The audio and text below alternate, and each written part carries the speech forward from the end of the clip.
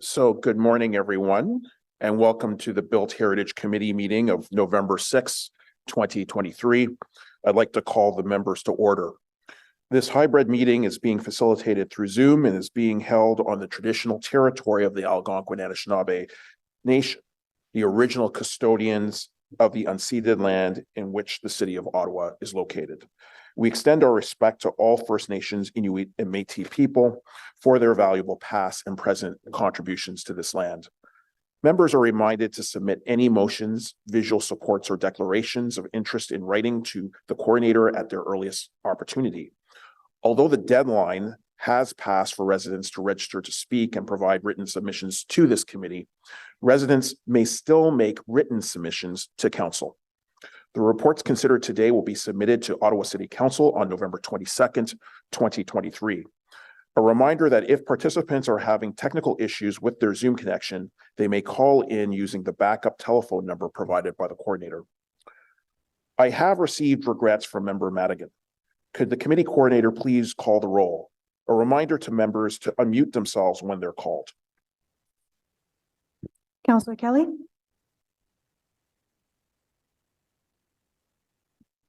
I do see you online, Councillor Kelly. Member Dote? Here. Member Quinn? Present. Councillor Troster? Here. Member Madigan? Councillor Leeper? Good morning. Member Legault? Here. Vice Chair Pound? Ici. Chair King? Here. You have quorum, Chair. Thank you so much. Are there any declarations of interest?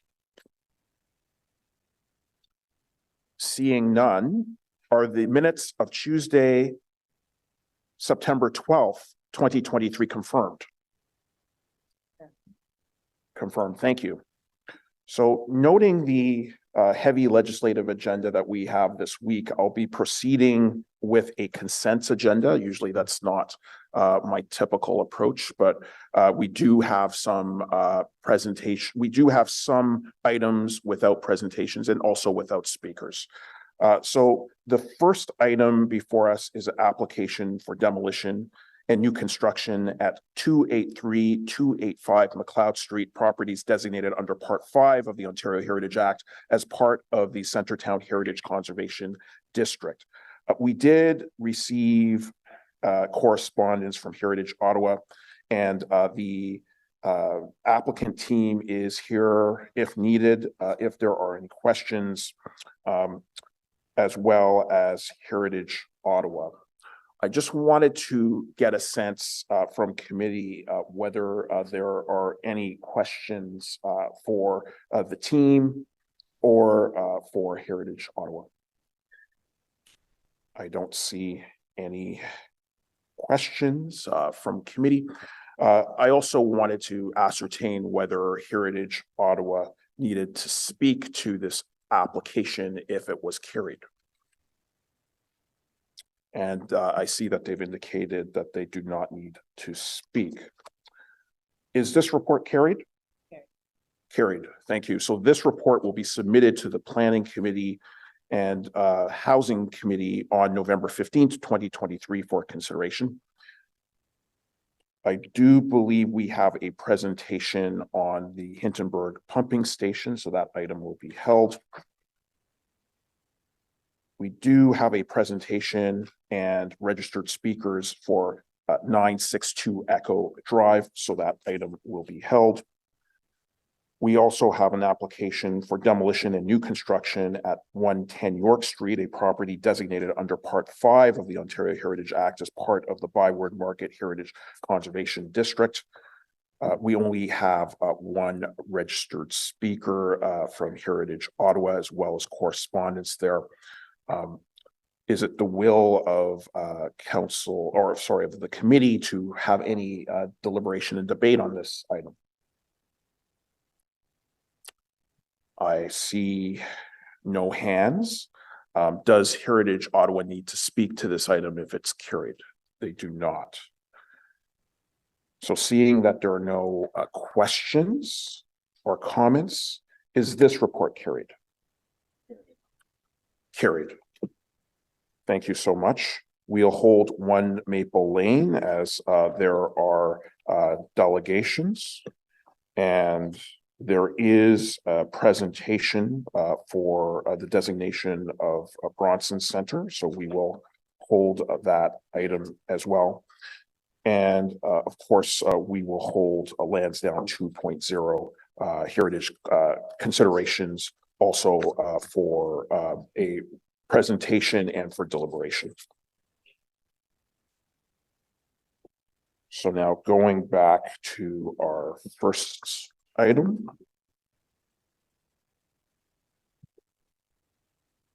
Can we please receive a presentation on an application to alter the former Hintonburg pumping station, a property designated under Part 4 of the Ontario Heritage Act?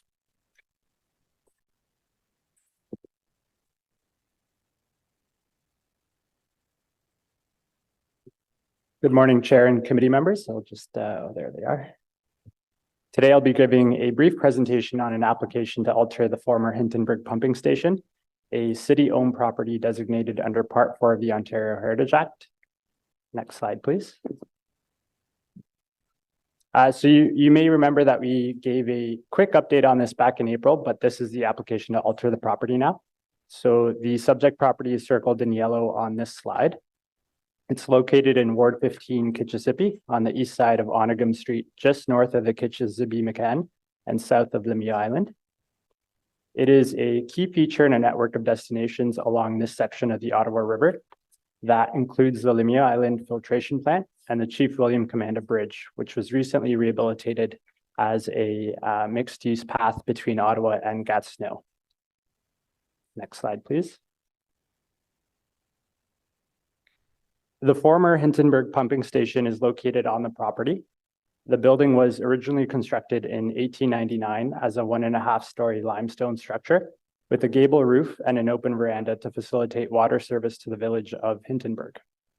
In 1924, it was decommissioned, and in 1932, it was converted into a residence and gatehouse to serve the new filtration plant on Lemieux Island.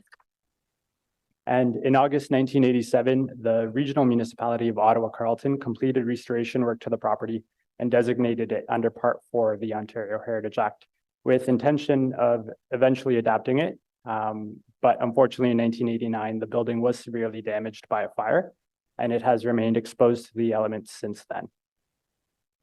The property was added to the city's Heritage Watch List in 2022 in response to a Built Heritage Committee motion, which recognized the structure's deteriorating state. Since this time, Right-of-Way Heritage and Urban Design has initiated a project to rehabilitate the Hintonburg pumping station for public use as a key component of public realm improvements along the Ottawa River. While the final project costs will be determined at design stage, $800,000 for the works were secured for the project as part of the 2023 capital budget. Next slide, please. In terms of heritage value, unfortunately, most of the property's character defining elements as defined in the designation bylaw, including what you can see highlighted in yellow there, the pitched roof and open veranda, the circular turret, and the large half-round windows are no longer or barely legible. However, staff think that the property still contains cultural heritage value, and conserving and stabilizing what's left of the structure presents an opportunity to recognize the structure's remaining architectural features and the property's contextual value as it relates to its historical, physical, and visual connections to the Ottawa River. As part of this project, staff are requesting direction to amend the designation bylaw so that we may include a revised statement of cultural heritage value and list of attributes that reflect the property's current conditions. Next slide, please. So this slide shows the conservation elevations prepared by our consultant team. This work includes the stabilization, consolidation, and preservation of the remaining masonry and rehabilitation work such as the addition of discrete structural elements were required and the capping of the masonry walls and insertion of metal grills in existing openings to stabilize the ruins. The proposal does not seek to restore missing character defining elements, but rather contemporarily interpret some of them, such as the raised deck on the east elevation, which mimics the historic wraparound veranda, and the installation of metal grill work that will reflect the historic window patterns. The building's attributes that are still recognizable, such as parts of the masonry, will be, and part of a half-round window as well on the south elevation, will be stabilized and preserved to help reinforce the property's initial design value. Next slide, please. Here we have a site plan and a couple of renderings showing some of the project's features, including improved pedestrian access to the ruins and shoreline, consisting of an accessible pathway from the street to the ruins, improved vehicular access, a landscape program inclusive of shade trees, naturalized plantings along the river to mitigate shoreline erosion, public art, picnic tables, bike racks, benches, and waste receptacles. And as previously mentioned, my favorite feature, the wooden deck that wraps around the ruins, providing accessible views to the Ottawa River. Next slide, please. In terms of next steps, once a heritage permit is obtained, we will move ahead with securing a consultant to complete the detailed design phase. And eventually, once completed, the project will be transferred to Recreation and Cultural Facility Services for custodianship. Next slide, please. In terms of consultation, an Engage Ottawa project page was established in May 2023. Digital and in-person public open houses were held in June of this year, and Heritage Ottawa, Councillor Lieber, and Chair King were also notified of this application. Next slide, please. In conclusion, staff are recommending approval of the alteration of the Hintonburg pumping station to facilitate the proposed conservation works and park design, with the condition that an interpretation strategy be developed and implemented as part of the overall project. Staff is also requesting direction to amend the designation bylaw, that authority be delegated for minor design changes, and that the heritage permit be approved within a 3-year period. And that concludes this presentation. Thank you. Thank you so much.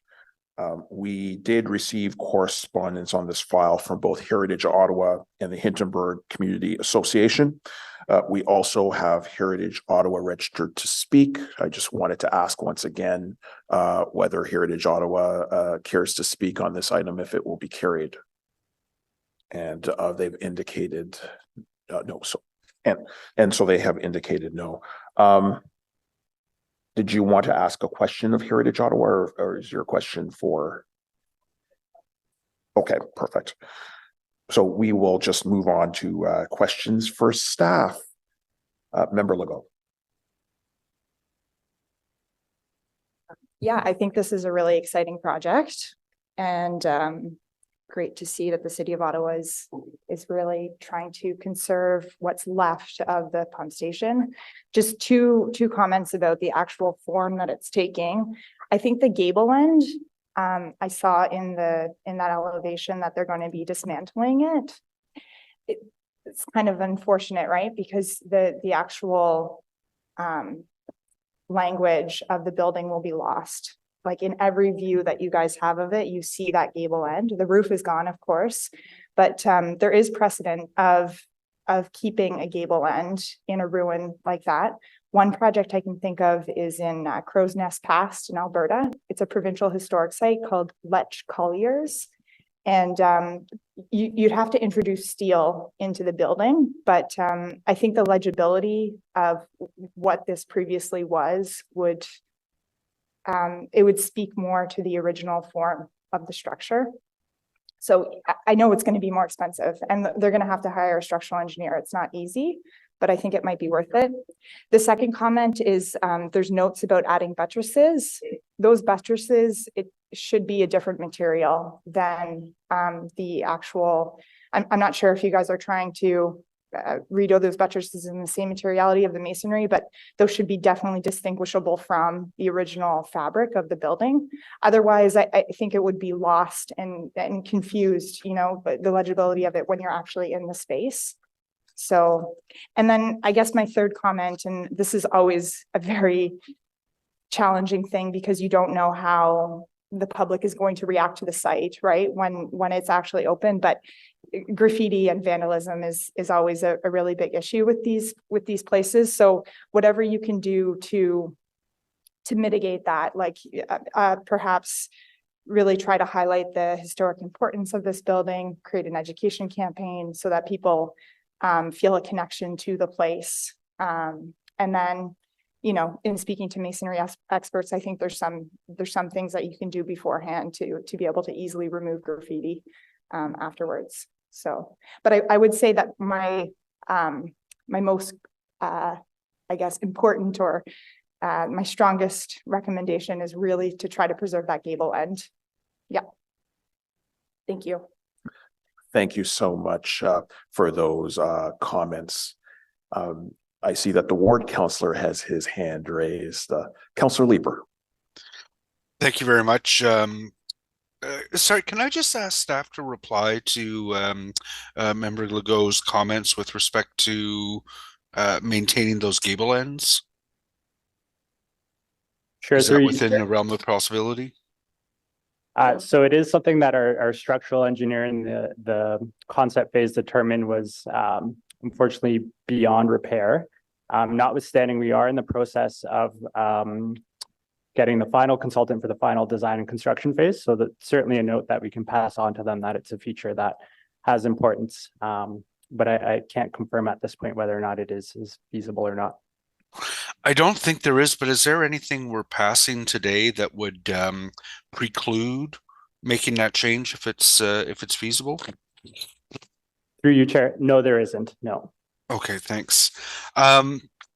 Great. And sorry, the only comment I wanted to make was just to thank staff very much for a very rich engagement process. A lot of Hindenburg members and Mechanicsville members had a opportunity to participate in that. This has been a well-watched and sort of treasured property in the ward for a very long time, and it's great to see this moving ahead. I am hoping that we'll see in the draft budget some funds allocated to this, but thank you very much for your work on this to all the staff involved.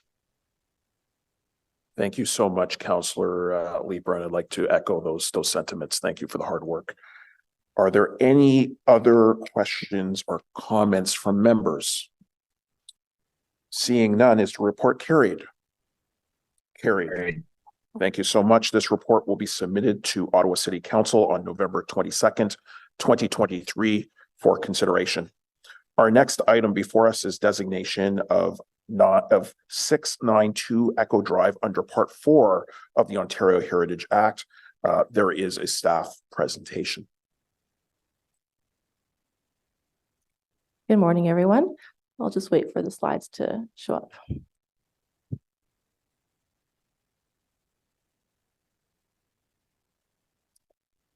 Just to note, the English slides are, I think, from the property owner, not the staff slides.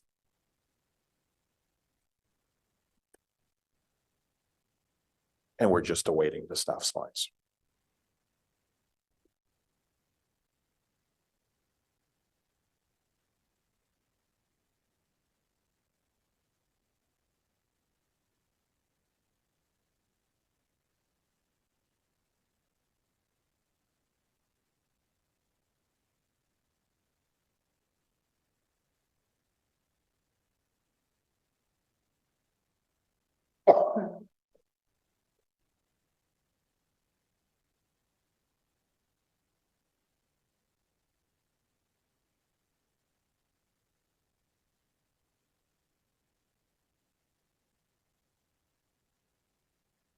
All right, so we'll go to the next slide, please. The property at 692 Echo Drive is located on the south side of the canal across from Lansdowne Park. Next slide. The property contains a 2.5-story house clad in red brick and stucco, featuring elements of the Edwardian classicism style and constructed in 1913. The left-hand image shows the front of the property and the right-hand image the rear as viewed from Riverdale Avenue. This property has frontage both on Echo Drive and Riverdale. Next slide. The provincial policy statement, official plan, and the Ontario Heritage Act provide directions related to designation of property. Ontario Regulation 0906 establishes criteria for designation to determine if a property has cultural heritage value or interest. This property was listed on the Heritage Register in 2019. Changes to the Ontario Heritage Act through Bill 23 will result in the removal of the property from the city's Heritage Register if council does not issue a notice to designate the property prior to December 31st, 2024. In the summer of 2023, the property owners provided the required 60-day notice of demolition under the Ontario Heritage Act. However, later withdrew this notice in preparation for today's meeting. Next slide. Through research and evaluation, staff have determined that the property at 692 Echo Drive meets 5 of the 9 criteria. Constructed in 1913, the building at 692 Echo Drive is a representative example of Edwardian classicism, which was popular in Canada between 1900 and 1930. The architectural features of the building, which are characteristic of Edwardian classicism, include a symmetrical front facade with gable over the doorway, a side gable roof, a large front porch with columns extending across the front of the building. In addition, the exaggerated Edwardian features of the design, such as the large columns, front porch, windows, and dormers, make it an uncommon example of the style in Ottawa.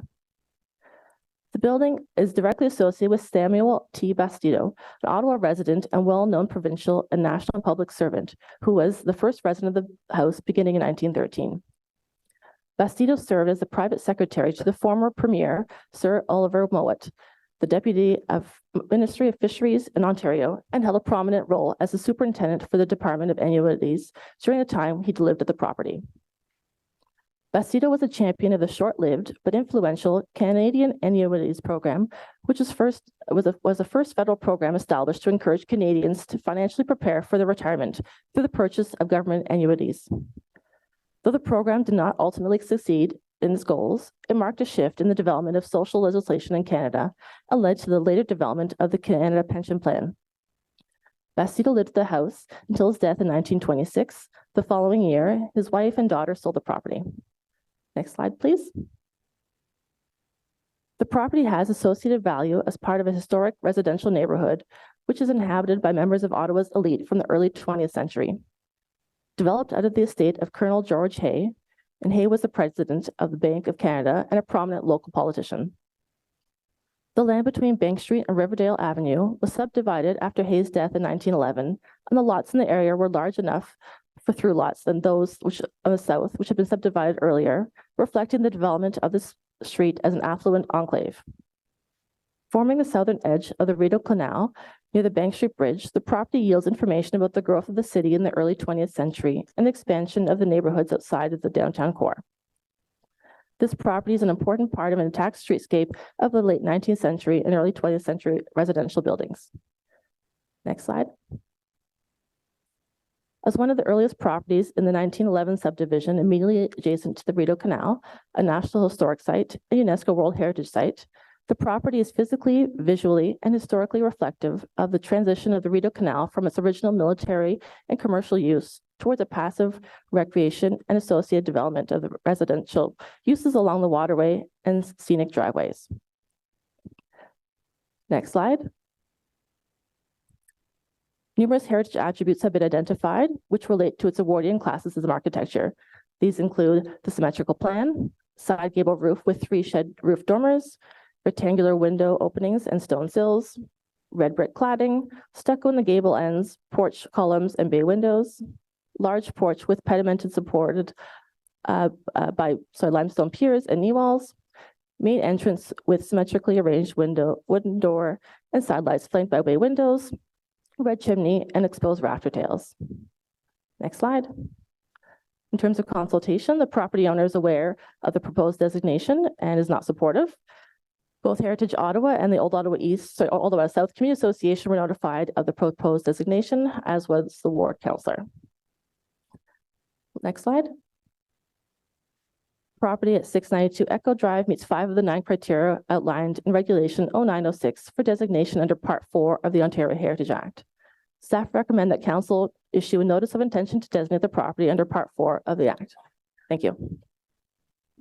Thank you so much for the presentation. We did receive correspondence from the property owners as well as Heritage Ottawa. We also have registered speakers on this item. So I'll invite both Dale Newfield and Serena Nagai to provide a presentation or a delegation to this committee.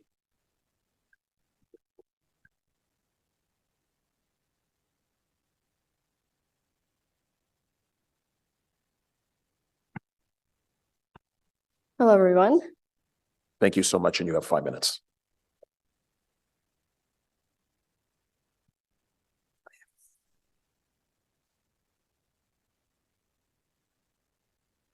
Hello, everyone.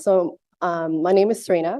My husband and I bought 692 Echo in April 2022. And I am not a heritage expert. And while I can't speak about Edwardian classicism, I was born and raised in Ottawa, and I come today as a full-time mom trying to build her family's forever home. We were surprised to find out that the staff believed this house to be a strong candidate for these reasons. Next slide, please. The Ontario Heritage Act has a glaring gap when it comes to the transfer of properties.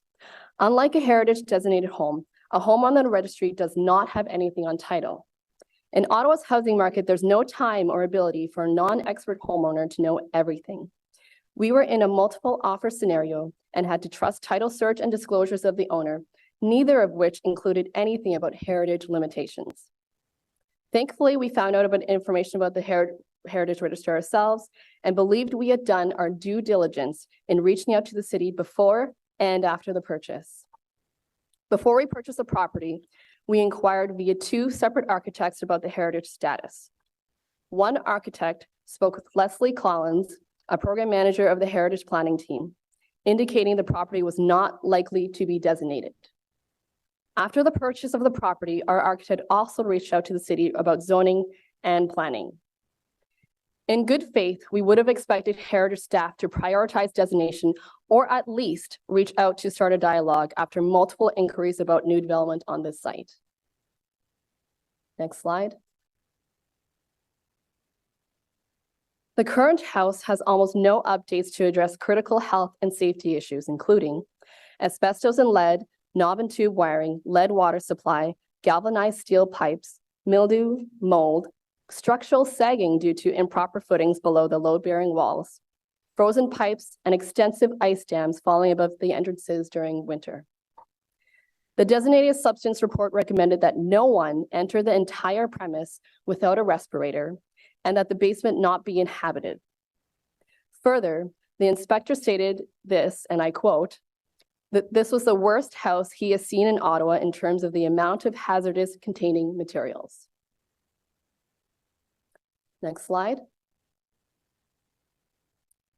An on-site investigation should be part of heritage evaluations as the condition of the property presents a health and safety risk to homeowners. During a call with Ashley Kotarba from the heritage planning team, we spoke in detail about the health and safety concerns of the house. Ashley stated that as long as the materials weren't being disturbed, they're not a problem. But would you take the risk of raising a family and caring for your aging parents in a home needing significant ongoing maintenance? We invited the heritage team to come visit the home for themselves, and they declined. Furthermore, the Edwardian details highlighted in the heritage report features this large stucco columns on the front porch. However, these same columns are covered in asbestos that are continually being disturbed each season. Next slide. The Heritage Register and Real Estate Listing both state 1894 as a date of construction, but the designation report states 1913. This means that at the time of purchase, the public information available would not link it to the Hay Estate subdivision, a key point in the current report from heritage staff. Next slide. The report also states that Echo Drive is an intact historic streetscape facing the Rideau Canal. There are actually several new builds along Echo Drive and even just 2 doors down from 692. Not to mention there's the redevelopment of Lansdowne facing Rideau Canal. Next slide. The report also states that the view of streetscape remains unobstructed, but you can see here in the photos that you can barely see the house from the canal. Next slide. We recognize that this is a special site and we had dreams of creating our multi-generational forever family home here to raise our young kids, care for our aging parents, and plan to grow old here ourselves. Accessibility and walkability are key elements that are important to us. This particular lot is special because it is deep enough to enable a smaller, lower home that would not require stairs. The 3-story house would be replaced with a lower 2-story house with ramps instead. Next slide. Our dream is that this property can be to the 22nd century what current heritage properties are today. A home that can continue to propel Ottawa through its forward-thinking architecture with accessibility and environmentally sustainable features top of mind. The city appears to be supportive of diversity along the canal, approving of many recent projects such as Lansdowne, new builds along Echo Drive and around the surrounding areas. However, it feels ambiguous as to who owns the bigger vision of ensuring Ottawa's balanced future of architecture. We brought up this concern with Leslie Collins, a program manager of Heritage Planning, and while she cared about this aspect, she told us it was not her job. Each department seems to be in their own lane with their own agendas. So who is advocating for the diversity and vibrant future of architecture of Ottawa? Does anyone at the city own this mandate? If there is, we ask to defer this decision so we can speak with them. Thank you. Thank you for your delegation. Are there any questions for the delegation? And I see that Councillor Menard has raised his hand.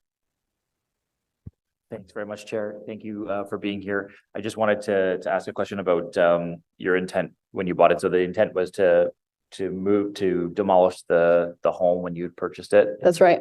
You had inspected it, and Yep. then you were going to demolish it and rebuild a new home to live there. That's right. Okay.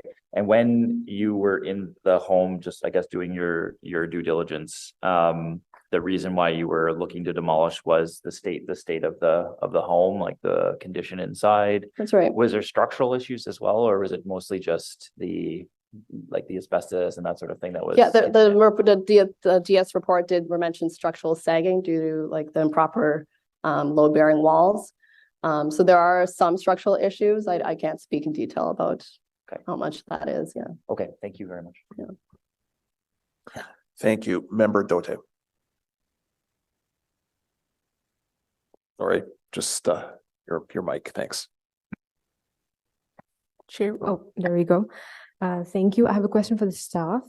Once it is designated, is the possibility to add volume to the structure as the owners want to, while still maintaining part of the fabric of the original building? Maybe we'll table that for when we have questions specifically for staff, but right now it's just for the delegation. Okay, I don't have any questions for the delegation. Thank you. Councillor Troster. Hi there. Thank Hi. you for being here. I understand how difficult this might be. I'm just curious, did you know about the asbestos and all of the challenges with the building when you bought it? No, we didn't know about it until further on. Like we knew that there were through our house inspection, we knew that there probably would be because of the age of it, but it wasn't like a thorough report of like doing all of these samples and everything until after we purchased it.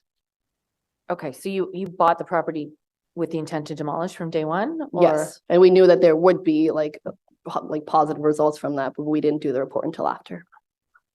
Okay. The inspection, yeah.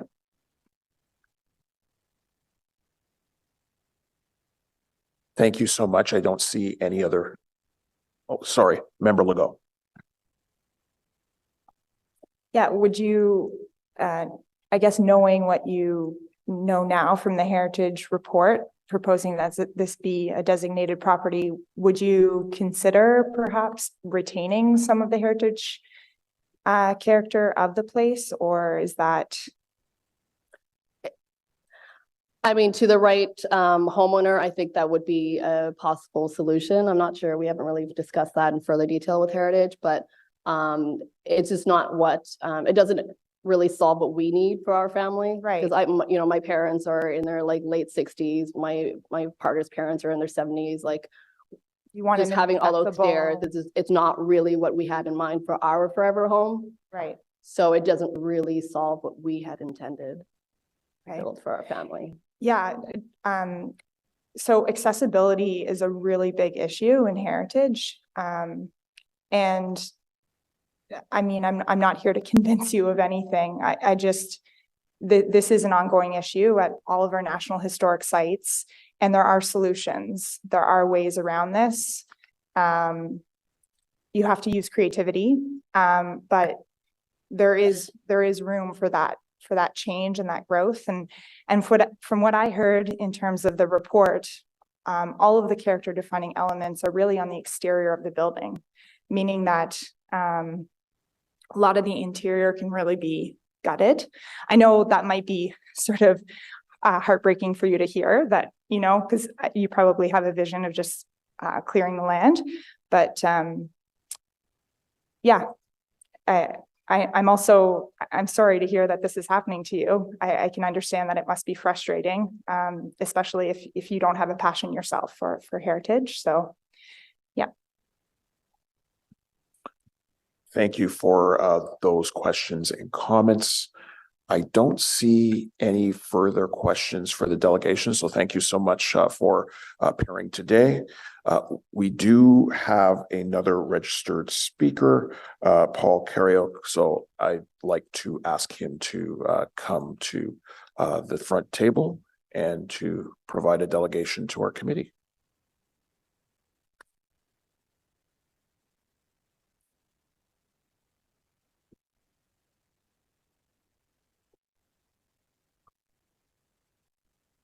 And I'm assuming you have slides. Yeah. Okay. And there we go. So you have 5 minutes. Thank you. Thank you. As a professor at a public institution, I fully recognize that our city's heritage department is also an understaffed, underfunded entity. Heritage is being required to sort through an enormous backlog of something like 4,000 properties. Moreover, the Premier has now forced the acceleration of review processes. The fallout of this haste is, unfortunately, leading to errors and inconsistencies in the evaluation of this property. In these next two images, I am citing excerpted parts from the heritage reports that you have and that Ashley has already brought up. And specifically, I'm calling into question the rigor that's been applied to determine heritage attributes that are listed individually, and also invoking a 9-point criteria checklist. In the case of 692, 5 of the 9 criteria have been identified. If I could have the next slide, please. So I'm just showing the criteria that have received a yes check, and I'll just speak to these directly. Regarding point 1, there are discrepancies in critical construction dates to the extent that the narrative provided in the report is not tenable if the earlier stated date is in fact correct. Also, architectural characteristics that apply to most any building are being incorrectly termed as Edwardian attributes. Regarding point 4, is the fact that the original owner being merely the secretary to a former deputy minister of Ontario Fisheries a reasonable argument for heritage designation? We live in a town where you can't throw a stone without hitting at least a federal level minister. Regarding point 5, is it not problematic in this day and age to argue something has value because it's associated with elitism? Regarding point 7, vague terms such as intact are in fact being incorrectly assigned to design components that are fractured and lack coherence. Regarding point 8, as we speak, this UNESCO site, Lansdowne, continues to evolve. Additional extremely sleek new towers and commercial areas will expand alongside the heritage treasure that is the Aberdeen Pavilion. It is not logical or fair to impose more restrictive standards on a new private home, and in this case, one that does not even abut the heritage hay house. Can I go to the next slide, please? And I'll move through these very quickly. The images here show the details identified in the heritage designation, but which I'm going to like to demonstrate are found on numerous local, obviously non-heritage properties. Next slide. And next slide. Next slide. Next slide. So again, what I'm going through are the matter of dormers, the reference to stucco, the reference to red brick, the reference to red chimneys, the reference to very particular window configurations. So these very I guess, pedestrian buildings that I'm showing in the images on the right share all the characteristics that were being identified as seemingly heritage and leading to an Edwardian designation. Next slide. Next slide. Again, all of these characteristics could be found, throughout the neighborhood on a range of homes that span from the early 20th century all the way to this year. Next slide. Next slide. Next slide. 692 Echo pictured on the upper left, and then on the right is an image taken directly from the Heritage Department. Where the argument is being made that it's visible from Lansdowne, but in fact, if anything is visible, what's visible is a PVC window and asphalt shingle dormer. The images on the lower left are here to indicate that the streetscape is not intact at all. It's a real kind of hodgepodge, and I mean that actually in a positive way. I mean, there's a healthy mix of styles, from across the past century. 692 is depicted on the far left. The immediate neighbor then becomes the first slide. So you can see clearly the most significant house is the fourth slide. It's the Hay House, but otherwise it's surrounded already by a long mix of styles and types, and really what joins it is really just the treescape and the landscape. The next slide, please. The federal standards and guidelines for the conservation of historic places in Canada, a detailed 300-page document, states immediately and upfront that the consideration for ascribing heritage value must begin with, and now I'm going to quote, on page 4 of those standards and guidelines, contemporary considerations for health, safety, accessibility, and sustainability must impact the consideration of heritage value. As Serena has already just outlined, she and her elderly parents acquired the land of 692 Echo to guarantee accessibility and safety for their multi-generational home. Neither health, safety, nor accessibility can be achieved in the existing 3+ story asbestos-riddled house. On page 3 of the standards and guidelines, it states, as a requirement, on-site investigation, in addition to archival or oral research, should be made as a basis for assessment. Again, as Serena has already outlined, heritage staff declined to even come and look at the property. The report you have been given was made sight unseen, contradicting our federal guidelines. There's an almost 20-year discrepancy in 2 different construction dates that heritage is showing, which of course means that if the older date or another date altogether is in fact correct, the narrative that has been presented between 692 Echo and the Hay House could be completely incorrect. As said, it's understandable that errors are going to happen when the province mandates speed over accuracy. In conclusion, if, for example, a doctor was asked to make a determination based on a report or test that he or she knew was inaccurate, obviously he or she would be in a breach of ethical standards to go forward with the procedure at hand. In the same vein, you as counselors are being asked to make a determination based on hastily compiled, inaccurate, and imprecise information.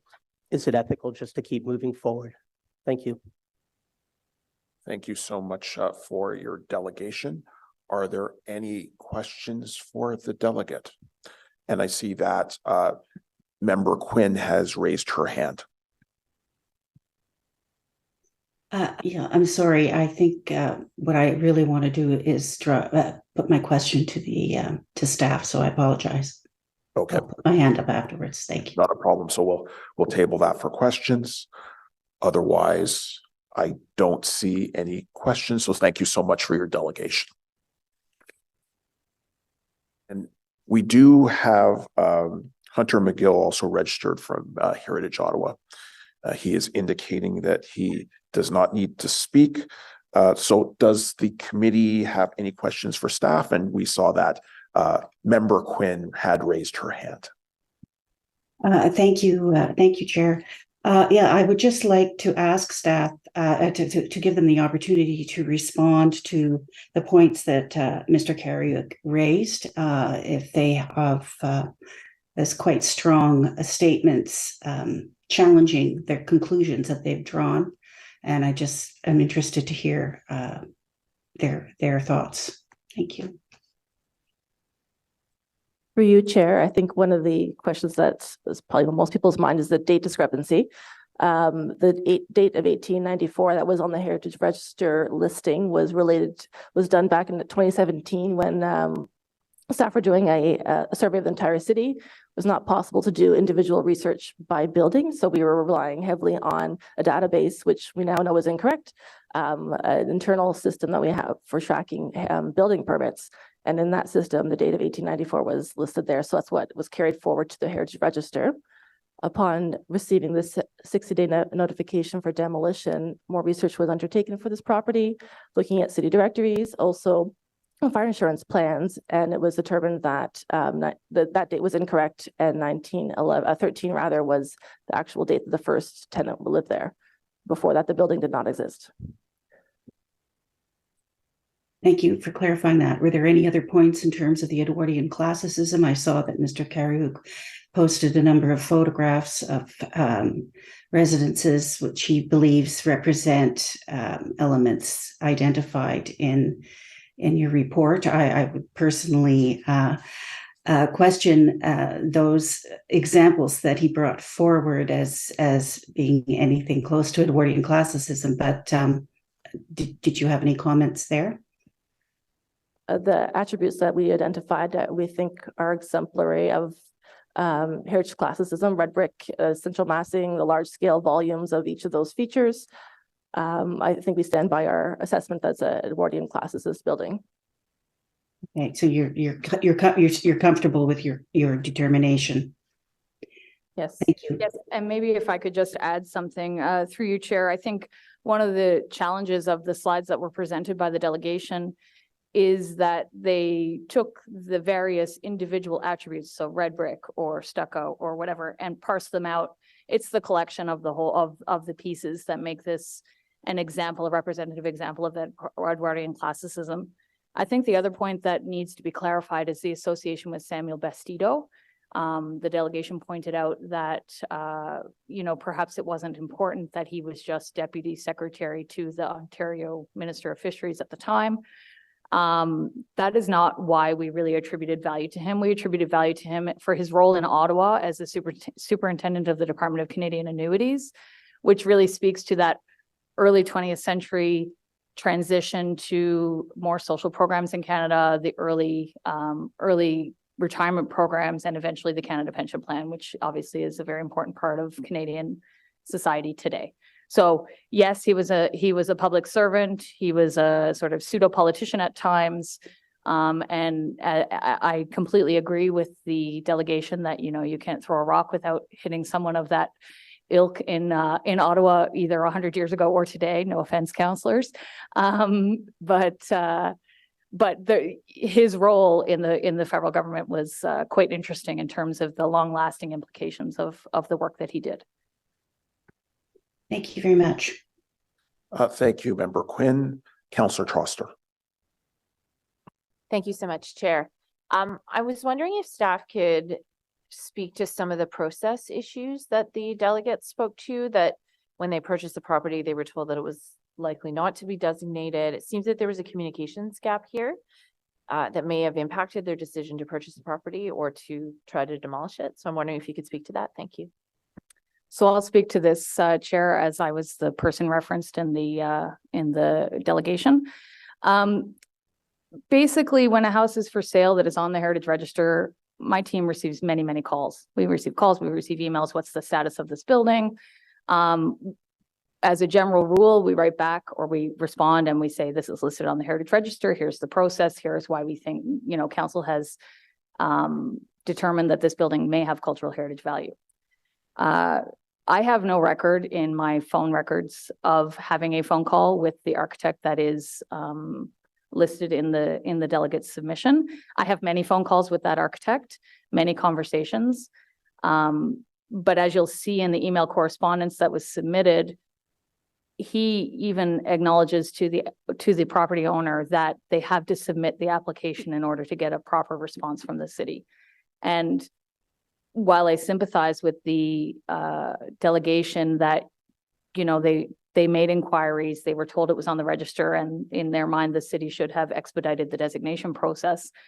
Unfortunately, we don't have the capacity to do that, and we were unaware that it was to be demolished until we received the 60-day notice recommending or seeking demolition of this property. So all I can say is that I don't have a record of that conversation, and it would be very out of character for our typical response to these questions, because really it's up to committee and council as to whether or not this building is designated, not staff.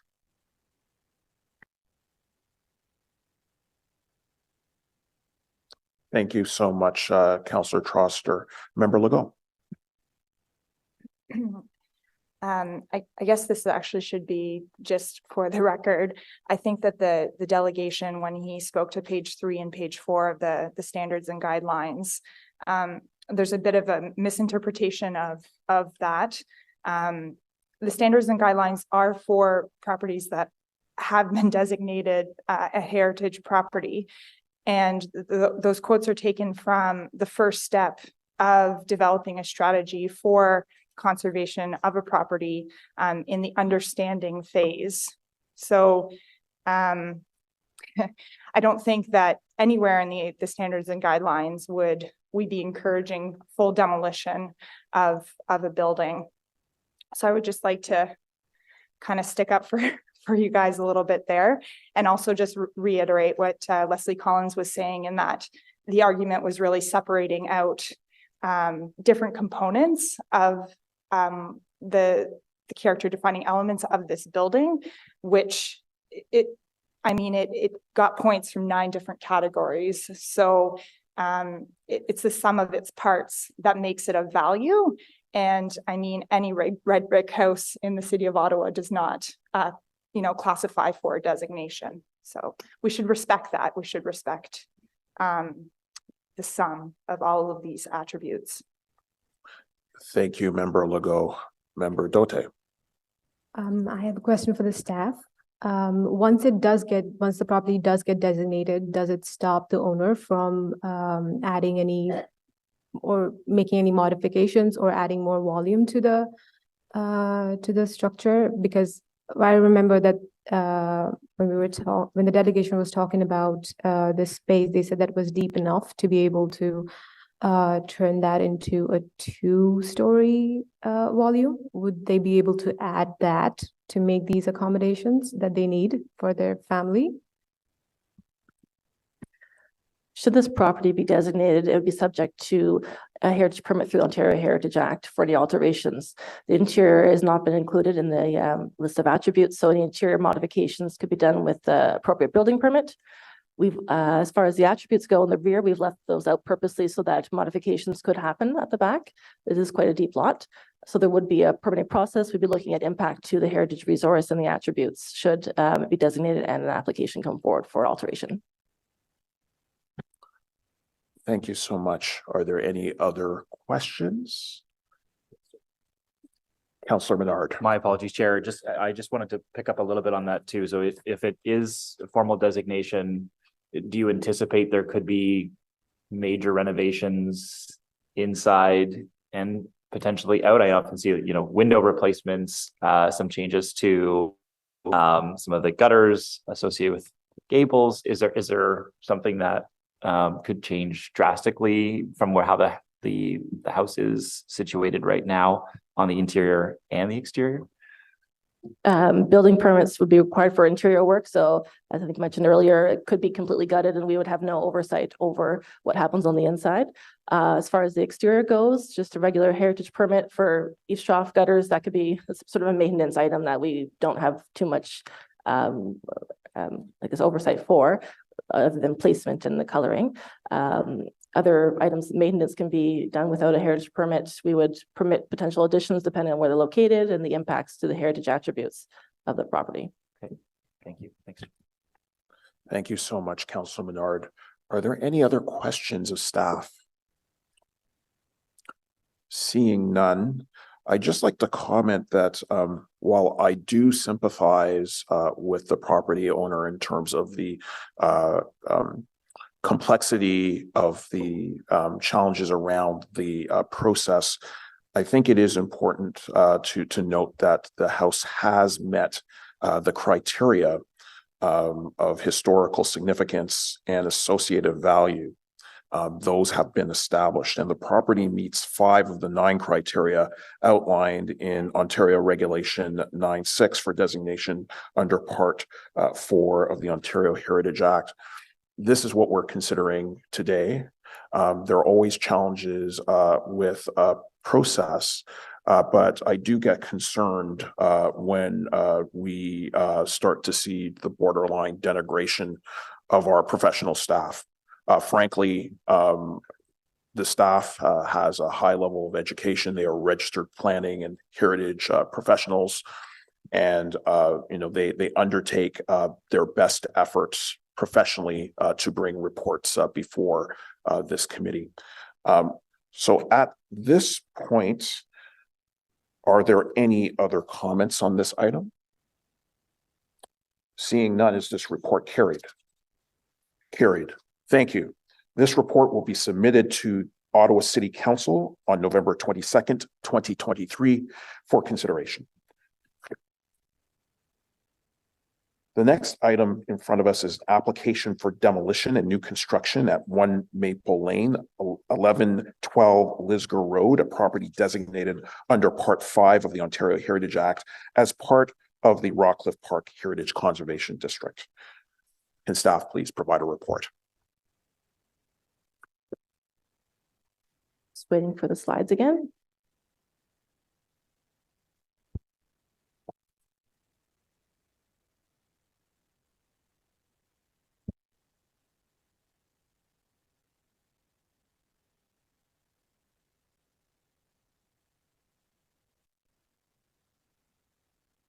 All right, so this application is for demolition and new construction at 1 Maple Lane or 1112 Lisgar Road. It's a property located in the Rockcliffe Park Heritage Conservation District and designated under Part 5 of the Ontario Heritage Act. Next slide, please. The building is located in Rockcliffe Park and it's located on the southern edge of the HCD, the district, situated across the street from Rideau Hall. Being located at the edge of the HCD, this property acts as a gateway into the village of Rockcliffe Park. The site has frontage on 3 streets, Maple Lane, Lisgar Road, and Minto Place. The property contains a semi-detached house and large lawns with impressive views of the residence. Next slide. The semi-detached house was constructed circa 1925 and was designed to appear as a detached dwelling. Each half of the semi has its entrance facing a different street, one on Maple Lane and the other on Lisgar Road. The English cottage-style house is 2.5 stories, has a regular plan with hip roof and some truncated elements and overhanging eaves. The building is clad in stucco and features half timbering and multi-pane rectangular windows. The property is considered a Grade 1 property with the Rockcliffe Park HCD. Next slide. The property has been neglected for many years and has been vacant for over 10 years. A series of property standards orders have been issued over the years to address concerns over structural stability, water infiltration, tree hazards, and general maintenance of the site. The current state of the property is poor as a result of years of neglect and deferred maintenance. Next slide.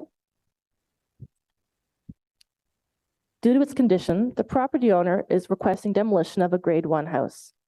According to the guideline 7.3.1.1 of the Rockcliffe Park HCD plan, the demolition of a Grade 1 building is only permitted in extraordinary circumstances. Property owners must provide a rationale as to why retention is not possible and may be asked for a report prepared by a structural engineer with experience in heritage buildings to supplement their request. The current property owner engaged 2 engineering firms, one to provide a structural assessment done by Remesh, and another to provide a visual and asbestos sampling of the building done by Patterson Group. The resulting reports from each firm concluded that there was no salvageable elements due to mold accumulation and recommended that the building be demolished. While both Remesh and Patterson have experience with heritage buildings, heritage staff requested a peer review of these reports. This was completed by John G. Cook and Associates. This firm found that the structural report alone did not present enough information to support the recommendation to demolish. However, it could be coupled with the findings in the environmental study. The extent of the mold damage is severe enough to impact long-term air quality and therefore concur with the recommendation to demolish.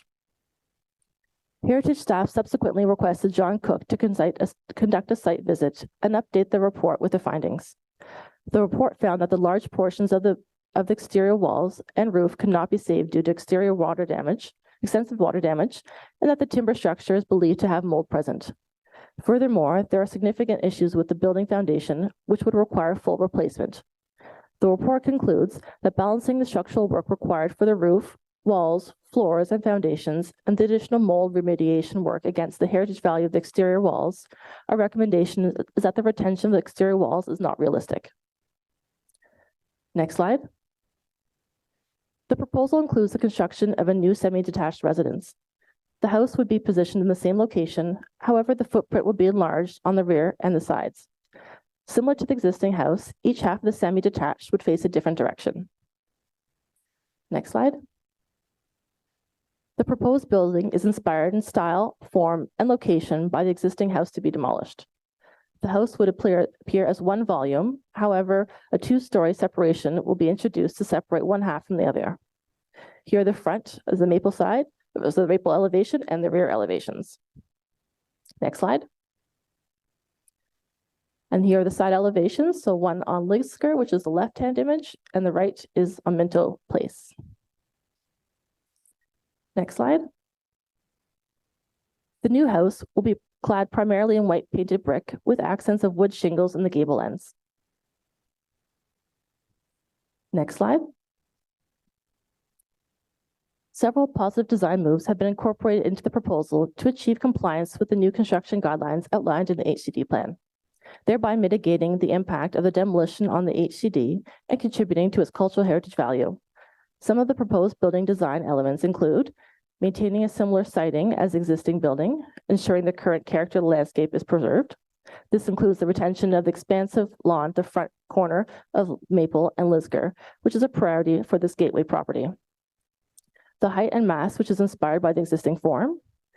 The materiality consisting of white painted brick cladding and wood detailing in the gable ends, materials that are natural and consistent with others in the HCD. The house is of its time, but sympathetic to and inspired by the existing house in terms of its architectural expression, its bays, gables, roof lines, and divisions.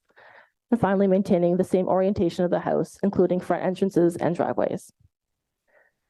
Next slide. The driveways will generally stay in the same location, however, will be extended to accommodate two-car garages. The walkways leading to each entrance will be in the same locations. Only one distinctive tree will be removed due to its proximity to new construction, and new trees will be planted elsewhere on the property. Next slide. In terms of consultation, Heritage Ottawa and also the Rockcliffe Park Residents Association were notified of the application for demolition and new construction, as was the ward councillor and neighbors within 30 meters. Next slide. In addition to the normal conditions related to material samples, additional conditions have been included in the report. One is to ensure that the building is documented and those records are deposited at the city archives. This is a requirement for demolition of a grade 1 building as per the HCD plan. Additionally, further conditions have been added to ensure that the materials are more consistent with the existing building. Through the heritage permit, the applicant will be asked to explore the use of alternative materials.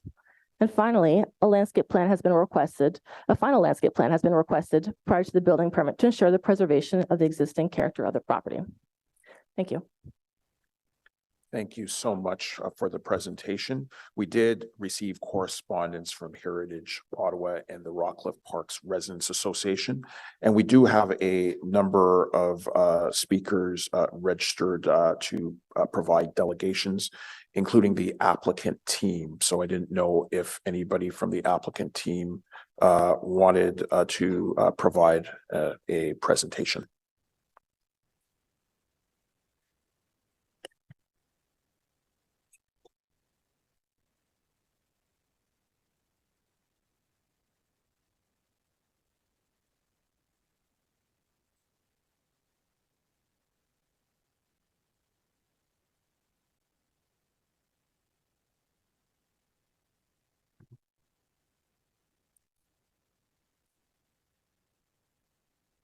Thank you so much, and you can proceed.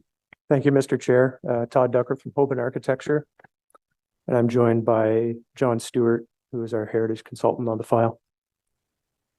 So I'll give a brief overview of the design, just to follow the staff report, which was quite extensive.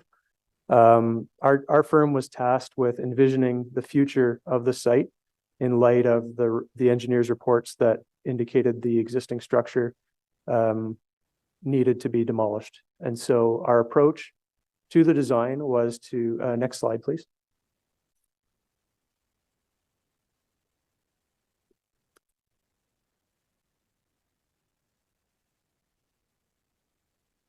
Our approach to the design, first from perspective of site analysis, was to investigate the existing site as it sits in the neighborhood and on its own site. And we find this analysis of the existing building, as the staff report noted, it's clustered towards the center and the north of the property, which allows for large, generous yards on 3 street frontages, larger than typical setbacks on Lisgar, Maple, and Minto Ave.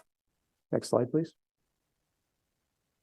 And then also, as staff noted, the circulation on the site is such that each house of the semi-detached, each unit faces a different street, is entered from a different street, and the parking is clustered towards the north of the property for each lot in the most unobtrusive location on the site.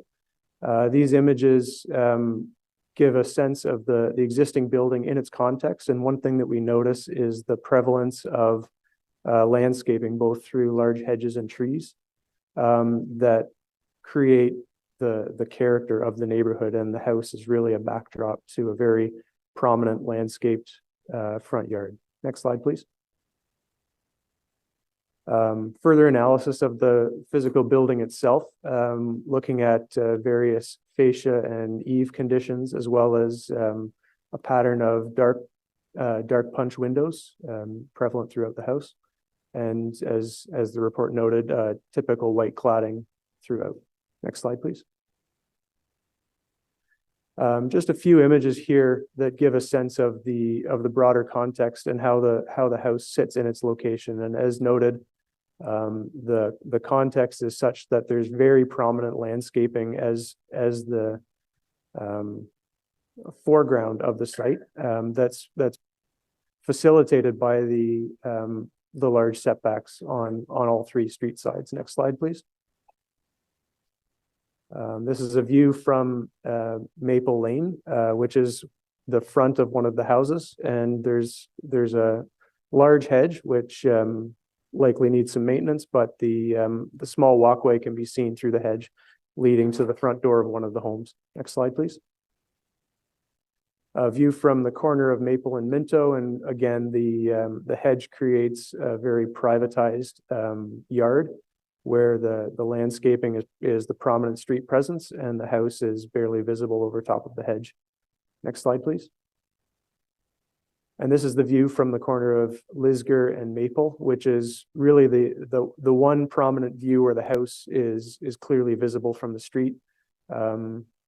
Really kind of the identity view of the property, and on the opposite side of that street would be the view towards the Governor General's property. Next slide, please. And another close-up photograph of that same view where the house is the most prominently visible. Next slide, please. So this is a comparison between the previous slide and the proposed of what is proposed for the new home. So as was noted in the staff report, the proposed design is significantly inspired by the form and siting of the existing home without trying to replicate it. We're proposing a design that is sympathetic to the history of the site and to the broader neighborhood of the Rockcliffe Park Heritage District without trying to replicate something that came before. So again, we're envisioning the future of the site and of this part of the neighborhood in a way that is sympathetic to the history and the broader context. Next slide, please. And this and the next slide will be a comparison of the existing approach from Maple Lane through the walkway and the hedge. And next slide, please. What is proposed. So again, the noting the form from the front of the building in this view is asymmetrical, which is derived from the existing. We have a prominent gable on the left and a shed roof dormer on the right-hand side. Each home currently in the current form has its own identity, both in terms of street frontage as well as form. And the proposed design is inspired by that and proposing to create something that is similar and familiar. Next slide, please. And we can quickly scroll through the next few images, which were already covered on the Heritage Report. Next slide. Yep. Keep going. And then just perhaps pause again briefly on the site plan. So comparing the site plan of the proposed development to the initial site analysis is again, we're proposing to retain large setbacks, larger than almost every property in the immediate vicinity, which allows for the preservation of that strong landscape presence on the 3 street frontages on each side, which include large mature trees as well as the large hedge. And I can pause there. I'm joined by my colleague, John Stewart, who may have some comment with respect to heritage principles, or we can go to questions, whichever you prefer. We can go for questions if you want. I mean, I'm prepared to speak if you would prefer. Maybe we can move to questions. So are there any questions for the application team? And I see no hands raised, so thank you so much for your presentation. We both done it. I guess. Yeah. The next registered speaker is Michelle Heyman, and I don't know if she is online.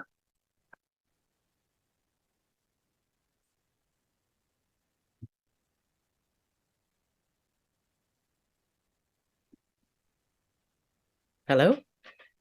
Hello, thank you for joining us, and you have 5 minutes to make a delegation. Okay, thank you. Just a second.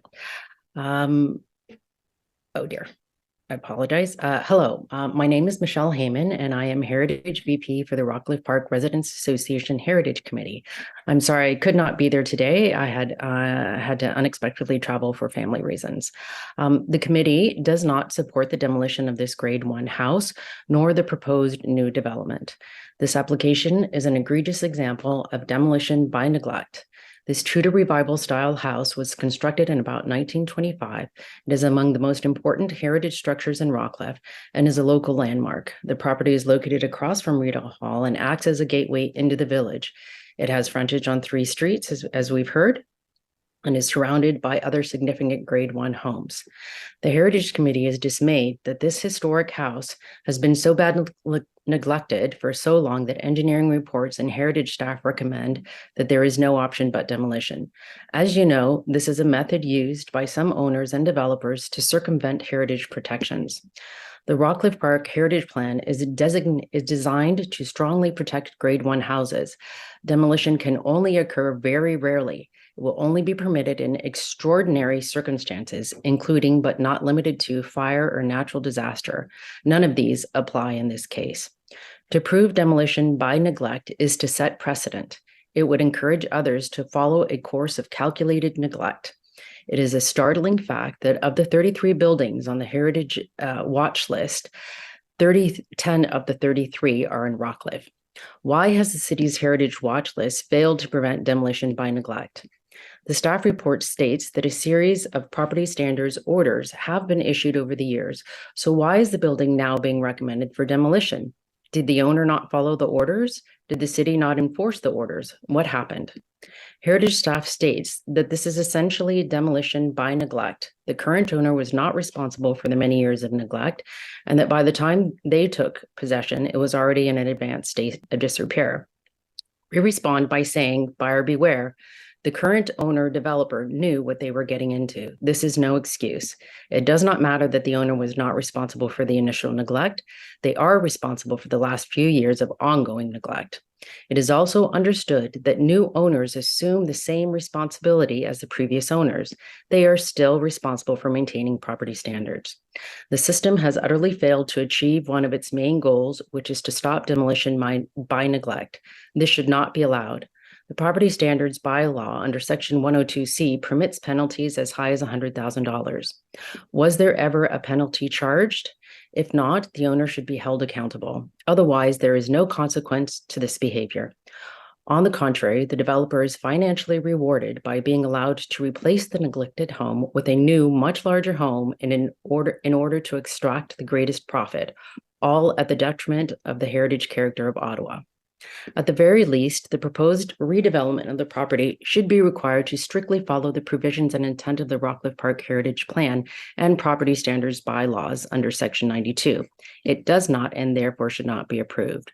Both are specific that heritage attributes shall be replaced in kind using the same materials as the original in a manner that replicates the design, color, texture, grain, and other distinctive features. The staff report states that the heritage attributes are compromised, in this case the house, by the damage caused by neglect. In Rockcliffe Park, it is grade 1 properties that set the parameters, the limits for new development.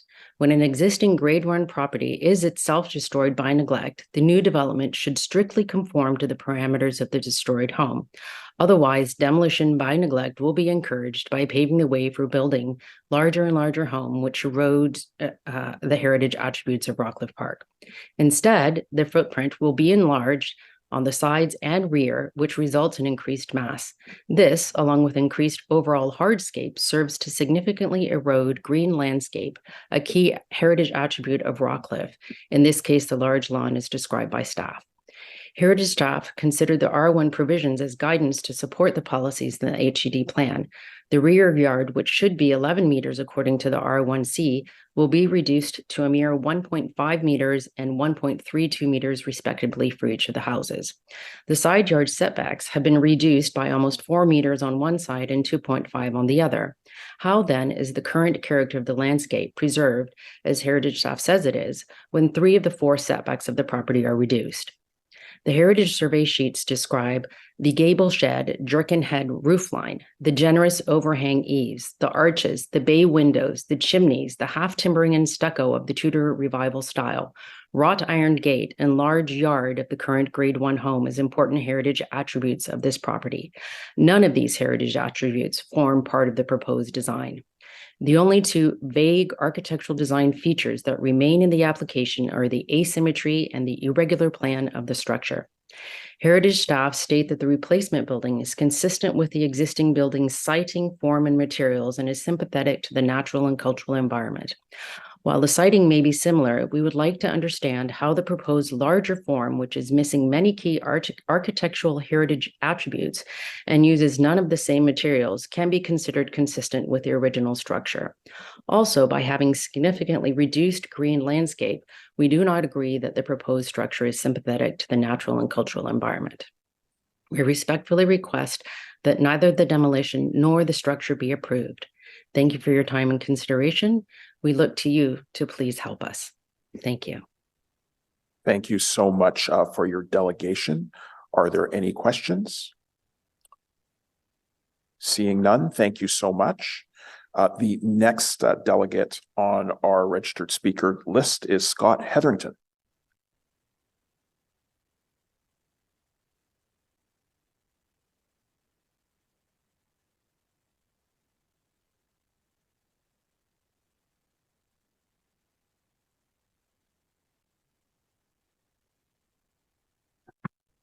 Good morning, everybody. Thank you very much. I'm really impressed with this process, and I think reasonable people can disagree with each other. And I think that it's really important to be very clear and very transparent and direct with each other. And you'll see that we are direct. I am reading this particular submission on behalf of Susan Taquino, who is out of the country. I'm also on the Rockcliffe Park Residents Association, but I grew up in Overbrook, and so I'm a very proud boy from Overbrook, as Ralston knows. So Susan says, first, I note that the views of the community have again been relegated to the very end of the document submitted by Heritage staff. Our 6 pages appear after 97 other pages. This is disappointing way to treat a community. As a regular practice, their views should appear immediately after the views of the Heritage staff. This is a landmark case that will set a precedent. This is a grade 1 building, among the most important heritage buildings in Rockcliffe Park. Heritage staff fully support, with very minor conditions, the proposed new construction that will replace this exemplary house. This is distressing and disheartening. This will reward demolition by neglect, the point that Michelle made very forcefully. And it will encourage others, we fear, to follow suit. This is not a theoretical issue in Rockcliffe. Fully 10 of the 33 buildings on Ottawa's Heritage Watch List are in Rockcliffe. 2 weeks ago, around the corner from my house on Mariposa, a house was demolished without a permit. Another that looks to be at risk has been brought to the city's attention, and we wait follow-up. Today, we fervently hope that the Built Heritage Committee will start to address the question, what will it take to stop this? In our view, with due respect, the staff report is misleading. It quotes only part of our heritage plan's provision concerning the demolition of grade 1 buildings. That is, quote, it is only permitted in extraordinary circumstances. It then omits what is meant by extraordinary circumstances. Our heritage plan gives 2 examples, fire and natural disaster. The only circumstances cited in the staff report is, and I quote, the current state of the property is poor as a result from years of neglect and deferred maintenance. That's true. That's true. But it is simply wrong to imply that this is an extraordinary circumstance. So this is the heart of our argument. What is before the committee is not that it is an egregious example, is not that. It is an egregious, it's not an extraordinary circumstance. It is an egregious example of demolition by neglect and should not be rewarded. The staff report's very positive evaluation of the replacement building ignores what got us here and effectively rewards this behavior. The owner gets to expand the footprint, increase the mass and height, reduce the side yards, change the building materials, and not replace important character-defining attributes. The owner escapes many requirements that would have to be met if the property were in a state that it could be restored. So, you know, we're all victims here. This does not make any sense. The proposed new construction should not be approved by the Built Heritage Committee. An important but rarely used provision in our heritage plan should be respected. It says, quote, the policies and guidelines in the plan address the most common situations. Situations not contemplated by this plan will be considered on a case-by-case basis by heritage staff in consultation with the community. Demolition by neglect is not addressed in our heritage plan. How could it be? It is not supposed to happen. It is not contemplated. Our heritage plan directs that in such uncontemplated situations, the community and its views become of particularly significant importance. Heritage staff have not afforded the community's views that importance. We ask that the Built Heritage Committee do so and send this application back with the direction that those views are to be taken into account. We note that Heritage Ottawa supports us. In its submission, it states, we agree with the position of the Rockcliffe Park Residents Association that the owner should be ordered to follow the provisions and intent of the Rockcliffe Park Heritage Plan and required to strictly conform to the parameters of the destroyed property. Thank you for hearing me out. Thank you so much for your delegations. Are there any questions for Mr. Hetherington? Seeing none, thank you so much for your delegation. And we also have Hunter McGill on behalf of Heritage Ottawa as a registered speaker.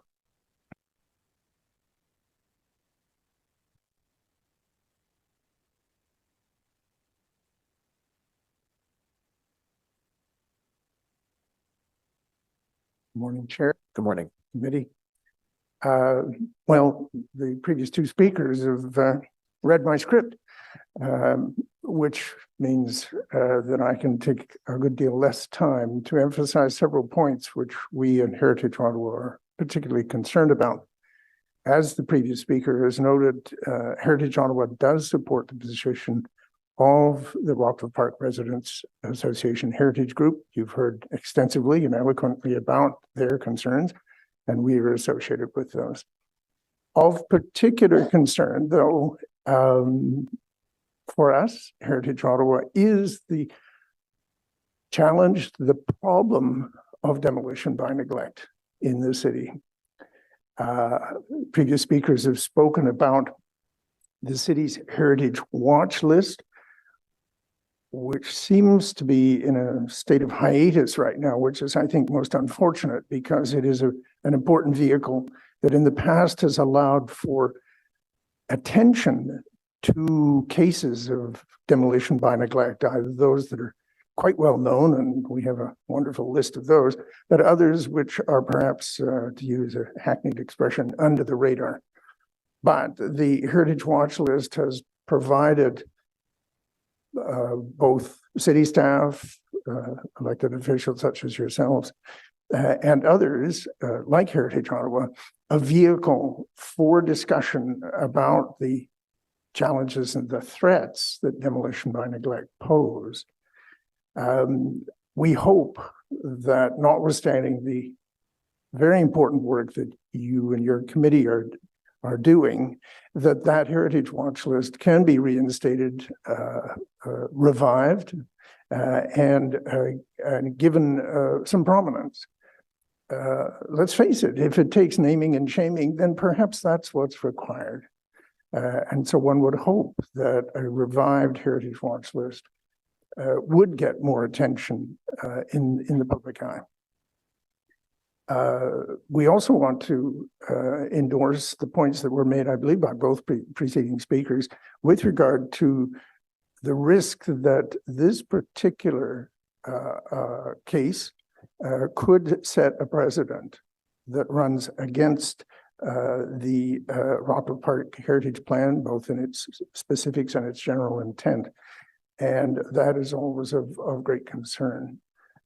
So in summary, we support the position that has been taken by the residents in the neighborhood. And we urge the committee, as it continues with its work, that it consider much more rigorously the attention that must be given to issues of demolition by neglect. And if in fact the city does need new tools, different tools to be able to deal with that, that in fact those tools be developed by the very competent staff and be activated. Thank you very much, Mr. Thank you so much for your comments. I believe Councillor Troster has a question. Thank you, Chair. Hi, Hunter. Nice to see you again. So I'm aware that we have two applications. We had two files in front of us today. One where staff is not recommending demolition and the owners very much want to demolish. And here an example where they are recommending demolition. And as you can imagine, I'm very sensitive to issues of demolition by neglect in Centertown. We recently had Somerset finally come forward with an application that I'm hopeful about. But there's a number of properties that I'm very worried about that are frankly going to rot in our neighborhood. And so, and it's hard because the city doesn't really have many tools to compel the owner of a property to do something with it. So I'm just interested, two questions. First of all, what do you recommend we do in situations where the property is unredeemable?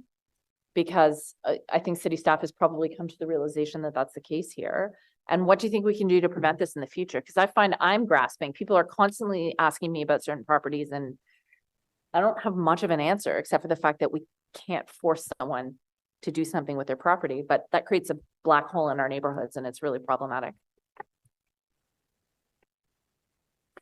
Thank you. Well, I reiterate my point about perhaps we have to collectively and individually indulge in a bit of naming and shaming to say to property owners, why have you bought this property and are letting it rot?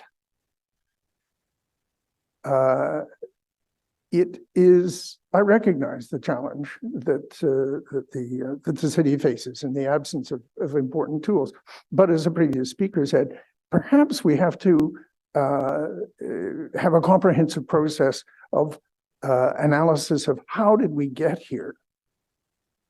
How is it? And I'm sorry, I can't remember the specific chronology of the property in question here, but it seems to me, if my memory is not too weak, that we're talking about decades of the property being empty, overlooked, and so I think that there has to be analysis as to, as I said, how did we collectively, in the city in particular, get to this point?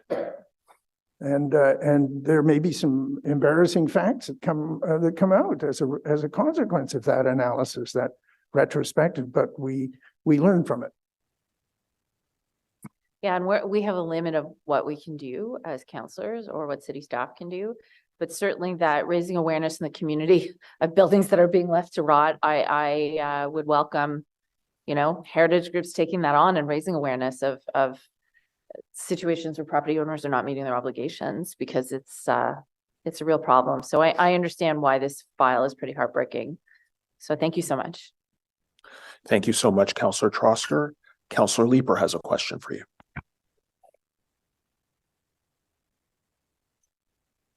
Sorry. Thanks. The question that is in front of us today is whether or not to permit demolition, and Heritage Ottawa and Rockcliffe Park Heritage representatives have suggested we should deny that permission. If we deny permission to demolish, what is the positive outcome for the community, and what is the path for the community that you would foresee?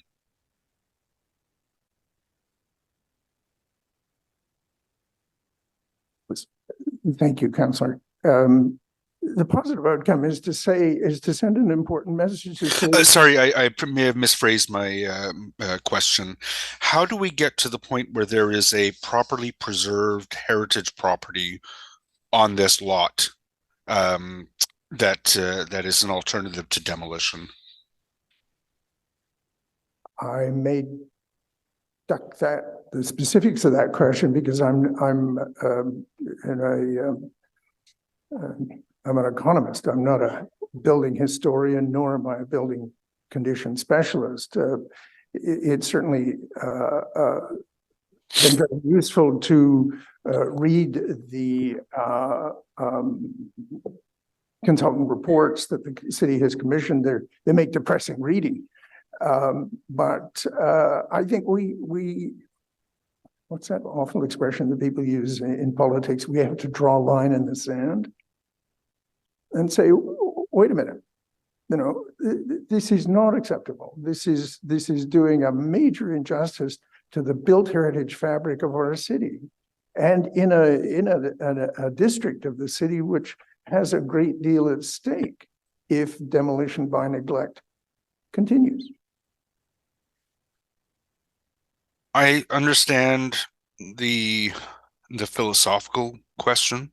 I understand the making a point, but I'm also concerned that if we deny permission for demolition at this site, you have an owner who has a building that is going to cost presumably more than is reasonable to try to preserve it. That may be out of their financial means. They would need to sell it to somebody who has the financial means to restore this property. I'm having difficulties imagining how, if we deny permission for demolition, that this isn't a property standards and eyesore and danger in the community for years to come. I think you're asking us to impose something on the community with respect to a vacant, falling apart building if we deny permission to demolish. I apologize. I've got COVID, so I'm not making a lot of. I hope I don't sound too awful, but it's there's a pragmatic consideration that's at play here, and I'm asking whether or not you see a path to both addressing the need to send a message to our most recalcitrant property owners across the city, while also resulting in allowing something to be accomplished at this site that preserves the heritage value. And I'm having a hard time seeing that. No, I understand. Bad luck about the cold. Chicken soup, I understand, works quite well. But certainly there must be a point at which, because perhaps I think as the chair suggested earlier in the meeting, this is not a unique case in the city. Oh, I'm sorry, Councillor Troster mentioned this is not a unique case in the city. And building owners, irresponsible building owners may just say, I can get away with it. I can realize my economic rents, and off we go. And the city cannot or will not do anything about it. That's I think the concern both of Heritage Ottawa and I think of several delegations that spoke before me. No, it certainly isn't a very easy decision for you to make. On the other hand, okay, Hunter, thank you very much. Okay. Appreciate it. Thank you so much, Councillor Leeper. Member Quinn has a question as well. Oh, and I think you're muted, Member Quinn. Thank you. So thank you, Chair, and thank you, Mr. McGill, for coming to present to us today. I do recall in the written submission from Heritage Ottawa that it mentioned that it supported the Rockcliffe Park Residents Association's position that should demolition be an irreversible decision on this, that the design, that the site plan be revisited so that the new development is required to strictly conform to the parameters of the lost building. And I'm just wondering, is this, I mean, this is a sad sort of end result, but could you comment on that? Is how Heritage Ottawa came to that decision, recommendation? So I'm going to have to mute again unless you want to hear my cat yelling. Well, we were convinced by the position that was taken by the Rockcliffe Park Heritage Group. After all, they are people who have invested significantly in the Rockcliffe Park Heritage Plan, and are the ones who are going to have to drive by it, walk by it on a daily basis. And the principle that they are arguing in favor of is, we believe, an appropriate one, and one that's worth supporting.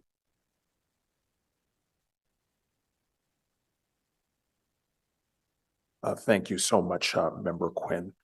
I don't see any other questions. I do see that I guess development team wants to intervene, but at this point, at this point we don't. I'm registered as a speaker. I'm advising the development team, but I am registered as a speaker. Okay, that must be Mr. Pollowin. Yeah. Okay, Mr. Pollowin is registered. However, We did ask the application team to come together and provide a statement. So this is unusual, but I will allow it in this instance. Oh, after, yes. Yeah. Thank you, Chair, members of the committee. I'll be brief. Much of what we have heard so far is about demolition by neglect. And to address a question posed by Councillor Troster, the city does have a toolkit. It's the property standards bylaw. And the city was aware of this property before the current owner actually purchased it. It may be something that council would want to look at to enhance its powers with respect to properties within a heritage conservation district or those designated under Part 4, or indeed those even on the registry, although that's an awful lot of properties to keep an eye on. But there is a property standards bylaw, and so the city has the toolkit to, in fact, monitor and prevent demolition by neglect. I think it's important to say that to the extent there was neglect of this property, it was not by this owner. It preceded this ownership. And at the end of the day,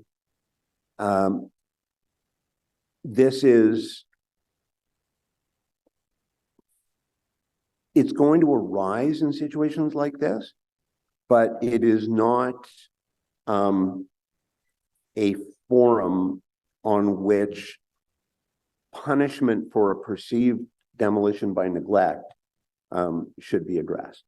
At the end of the day, I think it's important to note that the Heritage Conservation District Plan is a set of guidelines. It is not law. That what is important here is not an individual property. This is not a property that's been designated under Part 4 of the Heritage Act. It is a property that exists within a heritage conservation district. And so the suggestion that I will make to the committee is that it consider the question of actual impact on the heritage conservation district of the proposed new plan. Because that is, in fact, I would respectfully submit, the test that is before this committee.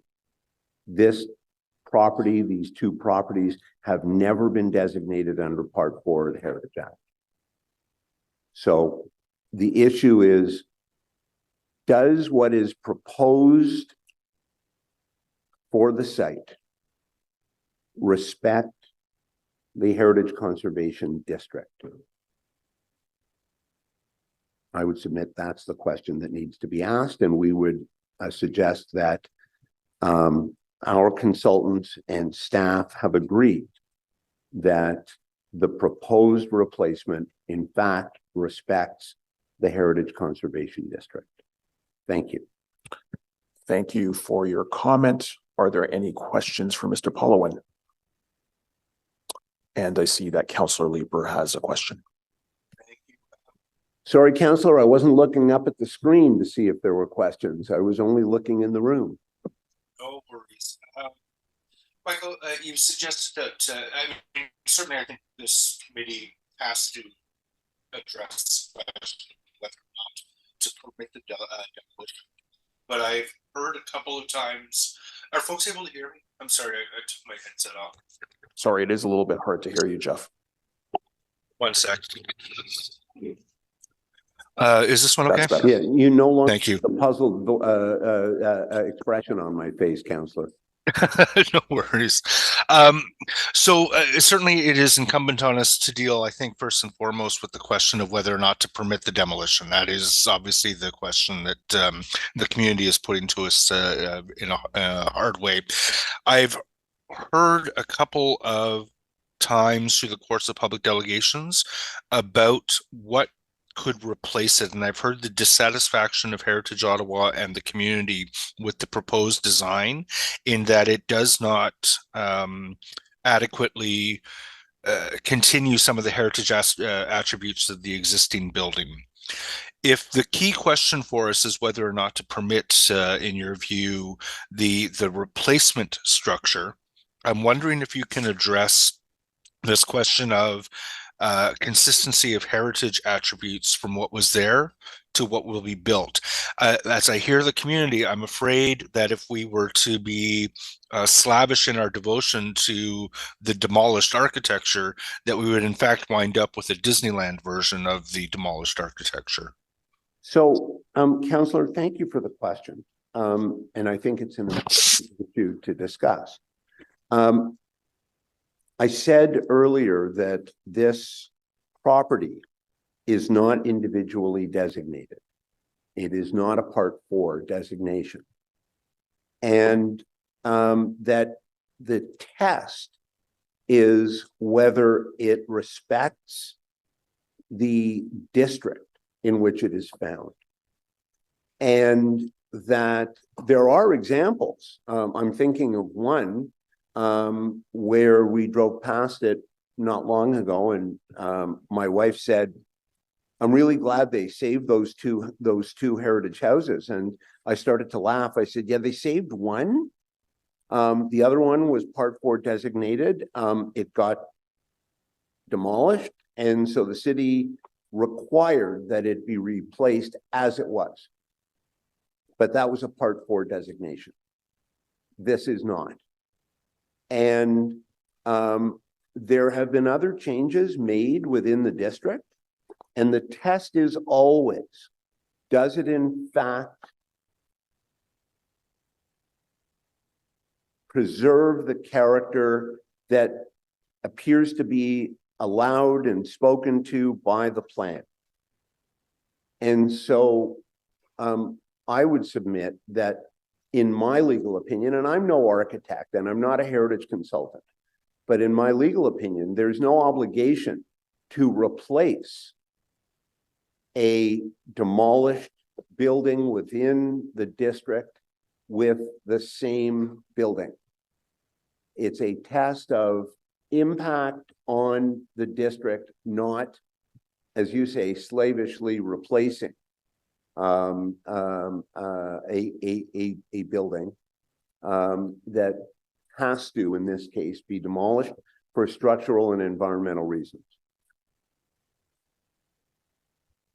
Michael, thank you for that. Thank you so much. Are there any other questions for Mr. Polowan? Seeing none, thank you so much for your Thank you, Chair. delegation. We now go to questions for staff, and I see that Member Legault has raised her hand. Yes, I'd like clarification. So my understanding for this is it's Heritage Character District, and then the building is a Category 1. So does that bring with it any sort of special,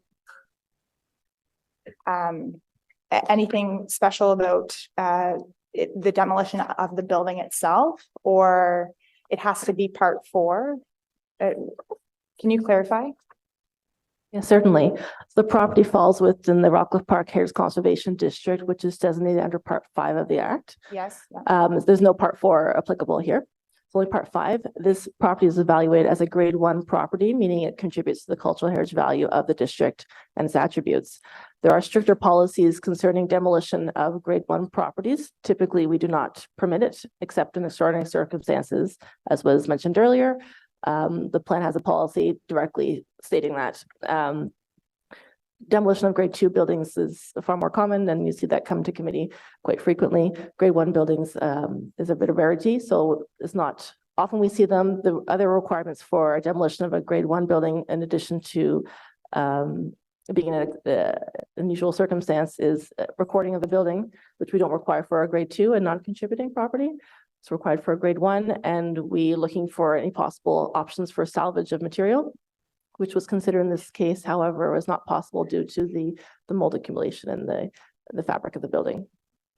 So in reading it, I think there are 2, or are there 3 structural reports that were done for this building? There were 3. There are 3. And can you walk us through why there are 3? The property owner, in early discussions with heritage staff, they knew that with the provisions in the plan said they were required to prove essentially that they can't salvage the building as a grade 1 property. So they submitted under their own accord 2 assessments, one being structural, the other one being primarily environmental. So looking at the structure itself, and then seconding it with that there was a lot of mold and asbestos in the fabric of the building. They submitted that to heritage staff. We, as are doing due diligence, requested a peer review of that by another heritage engineer with experience in heritage buildings. Then further to that, we then had that same engineer go out on site and do a visual assessment of the building. And so he then concurred with the 2 other reports that had the same findings of demolition is likely the only option since there's nothing salvageable left on site. And then can you also walk me through how long it's been? My understanding is that the building itself is abandoned. Is that correct? And how Yes. long has it been abandoned for? From what I understand from the property owner, it's been vacant for about 10 years or so. 10 years. Okay, maybe longer. I'm seeing maybe from the audience. Okay.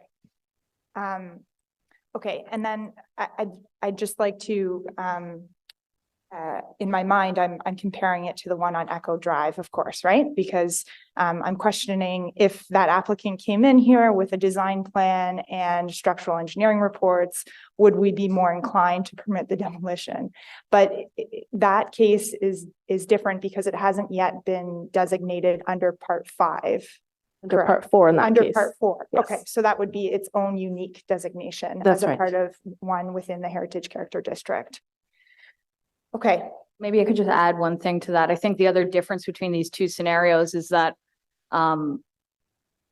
Echo, at this point, based on what we've seen, we see these as being sort of typical old house issues. This one on Maple, we've got mold in the structure. The timbers themselves are actually contaminated. And I think that's where we've gotten reluctantly to the point of accepting demolition of this building, because essentially if staff were to recommend against demolition or council were to say, no, it can't be demolished, the remediation would essentially result in building a brand new building at this point, because from what we've heard from our engineer that the city hired, just as Ashley mentioned, for due diligence, the mold situation is so pervasive that basically you wouldn't really have any historic fabric left by the time you're finished. Right. Okay. Sorry, and can you just clarify, so it's been abandoned for 10+ years, but when was it transferred to the new owner? I believe in 2016. 2016. Okay, so it had already been abandoned when the new owner had purchased it. Okay. So I guess from my initial read, like I find it hard to, I guess the building itself respects the Heritage Character District. It in no way is like replacing the original Tudor Revival building. And the heritage character of the building itself is completely gone, of course, right? So it's challenging to kind of make that stretch, you know, of this new massing with the contemporary white, black framed windows. It's a very contemporary modern building. I guess we could say it's respectful, but it's also very typical of new construction, right? So that for me is a bit of a stretch. It certainly seems though that I don't know what you do, right? Like 10 years in an abandoned building, this is certainly demolition by neglect. Yeah. That's all I have to say, I guess. Thank you, Member Legault. Member Quinn. Thank you, Chair. I see we have 2 things before us today, where the question of demolition And then, of course, the question of whether the replacement that is being proposed is meeting the policies and guidelines of the Heritage Conservation District Plan. So reading through the engineering reports, it's an absolute horror story of demolition by neglect. It really doesn't get much worse. Interesting to hear that the present owner has in fact owned the property for 7 years, so really is complicit in this demolition by neglect. I don't think there's any denying that, to Mr. Pollowin's point earlier. So punishment, reward, interesting questions. I have a question about the demolition issue.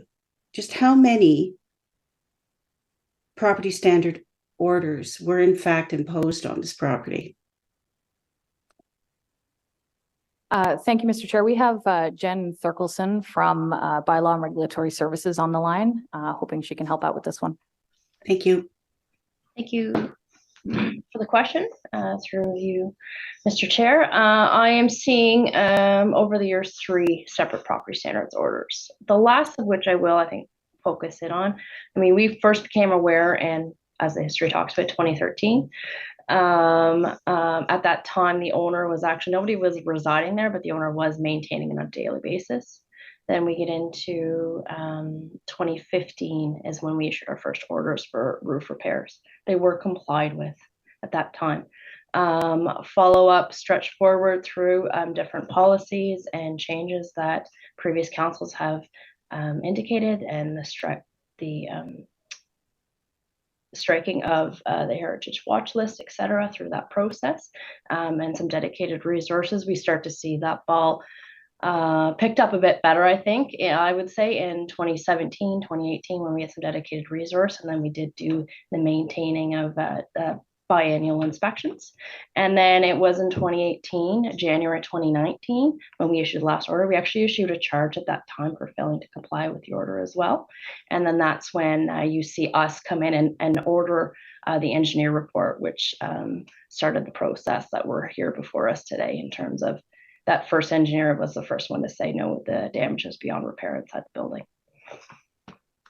Okay, thank you very much. Unfortunately, the engineering report came a little too late in this instance, but interesting to see that there was a fine issued. And just to speak to what tools the city has at its disposal, that is certainly one of them. And I think one of the presenters made the point this morning that fine can actually be up to $100,000. So there are some tools in your chest. For personally, it was reading through John Cook's analysis of the 2 preceding engineering reports, where he, at the end, very reluctantly agreed that in this particular instance, demolition was probably the likely way forward for this property. I have a lot of respect for John Cook's firm and his knowledge of heritage buildings, which is very, very high. So when he goes in and looks at a heritage building, he brings a set of eyes that a lot of other structural engineers don't bring. So in my estimation today, I will be supporting demolition. However, what I would like to see, and I don't know if this is possible, but I would like to see this a recommendation split in 2. I'd like to see this go back to the reviewing the replacement building, coming back to Mr. Pollowin's point about making sure that what is before us complies to the policies and guidelines of the Heritage Conservation District Plan. And I agree that is our job. I would say that indeed this design does not do that. The Rockcliffe Park Residents Association has spent a lot of time and effort not that long ago to revise and update the heritage conservation policies and plans for Rockcliffe Park, working very closely with city staff. I know Ms. Collins knows of what I speak. So a lot of due diligence there. And they also submitted over 6 pages of analysis where they have carefully pointed out, in their view, where many, many points this design does not meet the policies and guidelines. And one of the most important aspects of the Heritage Conservation District of Rockcliffe Park, which makes it somewhat unique to others in the city, is the value and weight that is actually put on the soft landscape, the importance of the trees, of the greenery, the landscape, the natural aspect is very highly rated in the value of the district as a heritage area. And so the 2 points, sections 4.3 of the Rockcliffe Park Heritage Conservation District Guidelines speaks very much to the landscape and the importance of maintaining green space.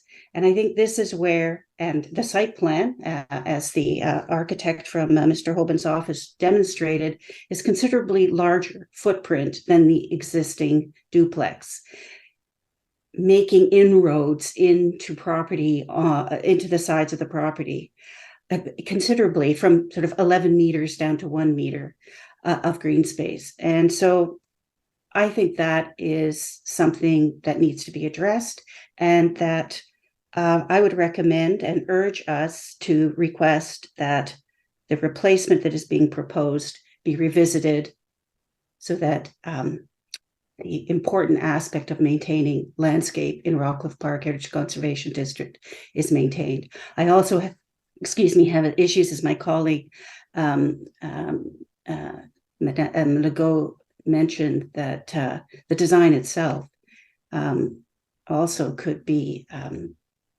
more sympathetic to the property, to the house that was there. But I think we do have solid grounds to question this replicate proposal of replication as to whether it complies with conservation district plans. So I don't know if city staff want to speak to any of this, but those are my views. And if there is some way for us to sort of do a halfway approval of what the recommendation, or split the recommendation, I don't know. I leave that to you, Chair King. Thank you for the time. So I didn't know if staff wanted to respond to Member Quinn's comment.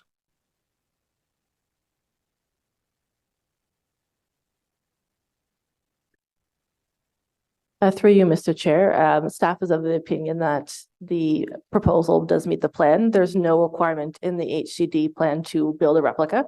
For new construction, the prevailing policies are about mass, materials, location, and landscape, and not requiring to rebuild what is the building being demolished. Thank you so much for that comment. And we also have Councillor Leeper with a question. Sorry, I think Carolyn might want to jump back in there. Yeah, just to say that I'm certainly not advocating a replica. I just want to be clear about that. Thank you. Thanks, Councillor Leeper. No, of course. Thank you very much. And certainly, Chair, I think you can confirm that we can sever the vote into the clauses as we go through. And my question for staff is, if we voted in favor of allowing the demolition but against the newly designed building, what would the process be for you to get guidance in terms of what this committee is looking for that we would be willing to approve? Thank you, Mr. Chair. As Ashley just mentioned, it's staff's belief that this proposed new construction does meet the parameters of the Heritage Conservation District plan. Staff have reviewed it against the plan, and it is our opinion that with the conditions outlined, this would be appropriate for the committee to approve. So I think if the committee did want to go to that direction, and I'll ask Ms. Senta to jump in here if she has anything to add from a legal perspective, but I think staff would need some direction as to what specific elements of the building you would need us to relook at as it relates to the Heritage Conservation District plan. So I think an additional condition could be added, but I think it would be very helpful for staff to receive direction from committee as to where the issues lie. Because as I said, the report outlines that's it's staff's opinion, this proposal does meet the parameters of the plan. Yeah, so that's not an issue that we're not going to be able to provide you with that direction today. If we refuse the permission for the new design, does that necessarily sorry, where would we go from there in terms of creating that opportunity for this committee to create the guidance that you would be needing in terms of what we mean by a better design, or a design that better reflects the principles of the Heritage Conservation District? Chair, if I may, there are two recommendations before this committee today. One is for demolition under Part 5 of the Ontario Act, and the second is for the approval of the plans as presented by the applicant. I would require some time, Chair, to take a look at the timing of the application and discuss with staff what the implications are for delaying approval of those plans, so that further, I guess, consideration may be had of what's being presented to this committee today in terms of new construction under Part 5. Is it open for us to make the recommendation to council that we approve the demolition, that council refuse the new construction design, but over the course of the next week and a half, to see whether work can be accomplished between the architect and city staff and members of this committee who want to put their finger in the pie, to see whether or not something could be tweaked in time to approve it at council? Involve splitting the recommendations and potentially a motion to change the second recommendation to a refusal of the application for new construction. That's what we're talking about for sure. Is so voting on each of the clauses of the motion separately. Okay. All right. I know Ms. Legault has some questions. Let me think about that. Thanks. Thank you so much, Councillor Leeper. Member Legault.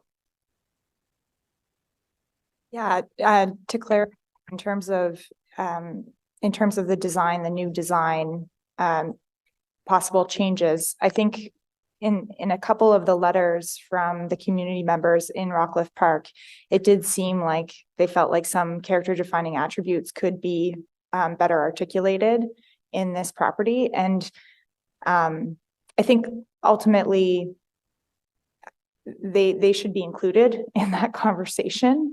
I don't know if that's really allowed. I guess I do agree that this does meet the massing and the form, the citing of the Heritage Character District, but perhaps we can be more sympathetic to this property in a way that everyone is happy with.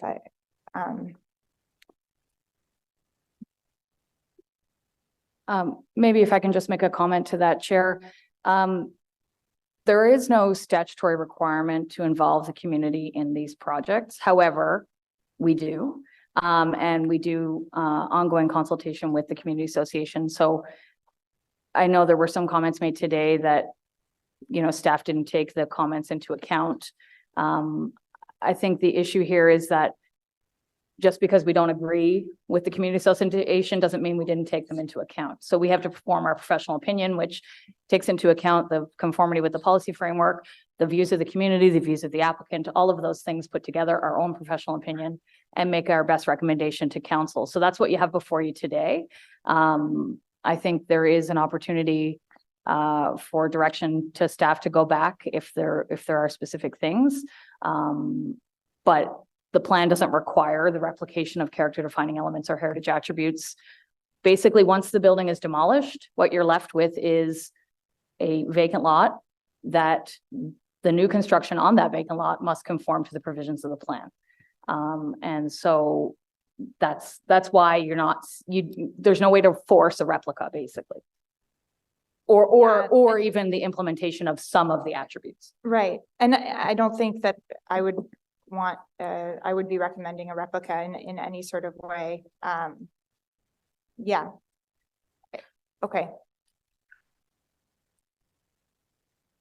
Thank you, Member Legault. just in terms of some discussion with staff, in terms of the way to go forward with this report, what I think I'm hearing from a committee is some unanimity around the potential for demolition, but the potential to refer, I guess, clauses 2 through 5 with no specific decision for a future recommendation. So I was just wondering if staff can speak to that potential. I'll ask Ms. Enta to weigh in from a legal perspective as required, but my understanding would be that if committee were to approve recommendation 1 with respect to the demolition and refer the remaining recommendations to council, then council on the 22nd of November would then consider the application, could recommend moving forward with the application or revised application, or recommend improve a refusal, as the case may be. And recommendations 3, 4, and 5 would be adjusted to reflect what council approves. So if council approves the demolition only, then those recommendations would be adjusted accordingly. And of course, this type of approach would give staff time to continue to work with the developer, as well as with committees internally to seek a resolution, a better resolution. Yes, it would. Thank you. I do see Member Quinn has raised her hand. Thank you, Chair. I'm just wondering, in terms of addressing concerns that about the design, is a motion required on our part to ask staff to review the design with the owner to make specific kinds of changes? And from my perspective, it's very much about the soft landscaping and to reduce the footprint so that there is more soft landscaping on the property. I don't know how we would go about doing that, whether it is a motion or. I don't think it would require a motion. I will ask staff, but frankly, if it's referred to council with no decision, there would be time to consult with the developer and to provide the inputs and concerns about potential identified deficiencies. Okay. I guess because I will rely on the leadership of Ms. Collins in ensuring that our concerns are addressed. Thank you. Thank you, Mr. Chair. I've taken note of those concerns that were raised by the member. I think and Ms. Enta can jump in here again, or Ms. Salter McDonald. I think there's a couple of options. I think the committee could consider adding a condition to recommendation 2 related to those issues. So it would be sort of approve it subject to these things. I think another thing we could consider is that the 90-day timeline for the statutory consideration of this application goes until December the 7th. I don't have the council calendar in front of me. I don't know if there's a date after November 22nd, but before December 7th that we could push this to. Mr. Chair, they're currently the November 22nd and then December 6th would be the final council date prior to the expiration of the deadline. And just in reference to moving forward, Member Quinn, it could be possible for you to introduce a direction around softscaping or other concerns that would inform what will occur at council. I know that I'll be bringing a direction, at least around future enhancements to tools for ensuring that we don't see these scenarios with demolition by neglect or attempting to address them. So it's my intention to bring such a motion, but or bring such a direction. But in this case, you could also bring a direction. I'll do that with your assistance if on how I would go about doing that exactly. I think that if you want to send messages through to the coordinator via email in terms of language, that would be able to make its way to staff, and they'd be able to look at its appropriateness, whether it's reflecting your concerns. Perfect. Thank you very much. Thank you. Thank you so much. And I also did have some questions for staff as well, seeing that there are no other hands that are raised. I just wanted to seek firstly clarification on whether the watch list is in a status of hiatus. My understanding is that we still have an active watch list and it's still being added to, but there was a mention of that. So I just wanted to ask about that. Thank you, Mr. Chair. I think the issue is around the former mayor's Heritage Task Force, which happened in the last term of council. So that has ended with the new term of council, but the Heritage Watch List remains active. Excellent. And can staff explain what enforcement tools the city has to enforce heritage homes and homes on the watch list to not become derelict? Since 2013, when the vacant building strategy was first created, when the property standards bylaw was amended to include specific provisions related to heritage properties, we have also implemented a series of other tools with council's approval and direction. One of those was the Heritage Watch List. So that is a partnership between planning, heritage planning, building code, and bylaw and regulatory services that sees the properties that are listed on the watch list monitored regularly in terms of property standards matters. In this, the last budget cycle, right-of-way heritage and urban design received funding for an enforcement officer. And so that is a position that has just recently been gotten up and running, and we are working on a new enforcement strategy related to heritage properties. At this point, bylaw and regulatory services is still covering the watch list, but we will be proceeding with enforcement sort of more in-house within planning and within the planning department going forward. Another two other aspects that have been implemented, again, not through planning, but in partnership with planning, are the vacant building permit system and the vacant unit tax. And so all of these things together are not just for heritage properties, but are meant to discourage vacancy and discourage demolition by neglect. I think there are limitations to this, so I don't want to get ahead of ourselves here. I think in this instance, given that the property is designated under Part 5 of the Heritage Act, it is the exterior only of the property that is designated. So when we do an inspection, it's of the exterior of the property and the attributes on the exterior of the property. I think one of the issues here was that it wasn't until the structural issues became apparent that we were able to sort of see the more persistent kind of environmental issues related to mold, et cetera, because they were on the interior of the building. So there are some limitations, and I think regardless of the inspection and property standards bylaw and, requiring upkeep, we unfortunately don't have a tool to force buildings to be occupied and or to be developed in the instance of some of the properties that perhaps Councillor Troster's referring to in her comments. There are limitations to what we can do, but we are regularly trying to bolster our approach to vacant buildings, particularly vacant heritage buildings. And I see that Ms. Thurkelson is still here on the call. So if she has anything she wants to add to that, she can jump in. Thank you. No, I think you summarized it perfectly, Leslie, in terms of, just want to highlight the change that has also happened more recently is obviously the vacant property bylaw. So that's something that's in Bylaw and Regulatory Services House as well. Some dedicated resources came with that. So there is that other pronged approach in terms of this.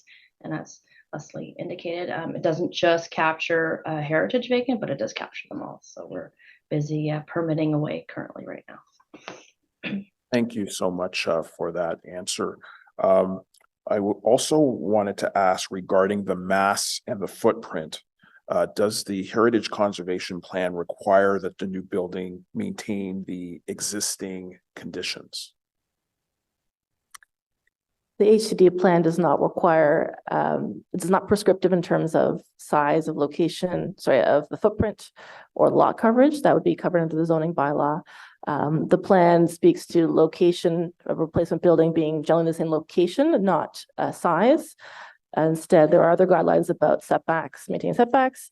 And in the zoning bylaw, as I said, it would be where you would look for numbers related to lot coverage and footprint, rather lot coverage. However, in this case, since this is an anomaly in Rockcliffe Park, it's 2 lots and they're both zoned for R1 and it contains a semi-detached house. So there's no provisions for semi-detached houses in R1.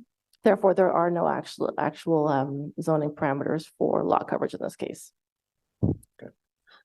Thank you so much. And do we require the owners to salvage any of the materials if there's a demolition? For a grade 1 property, the plan encourages looking at salvage as an option. And as I said earlier, the engineering studies all say that there's too much mold through the building and the materials that salvage is not possible of any of those character defining elements. Okay. And maybe the crux of the question here, but I think based on the outline of the actions that occurred in terms of orders, was there an opportunity ultimately to save this building, and what in staff's estimation could have been done better?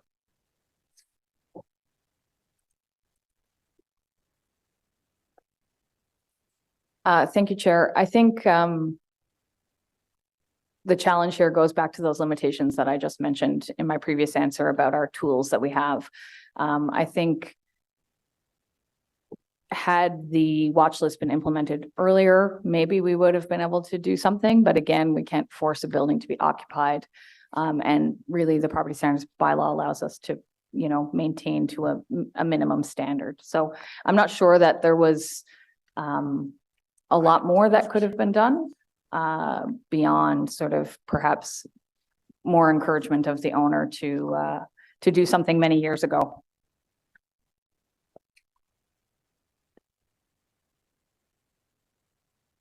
And my last question is, what do the policies require with a new building after demolition?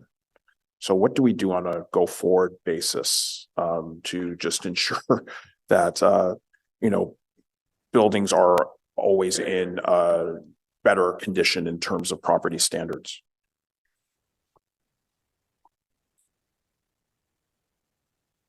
Sorry, Mr. Chair, could you repeat that question? I just wanted to know, what do the policies require with a new building after demolition? The HCD plan is applicable for new construction for a new building. Thank you so much. Those were my questions, and now we do have a number of motions that are coming in. Just bear with me.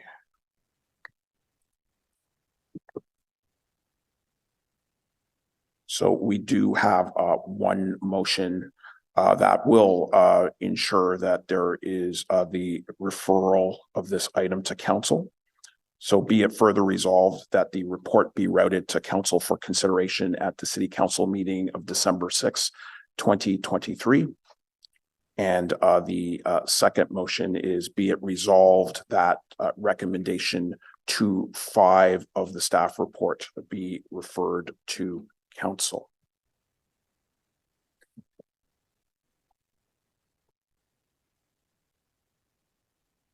We'll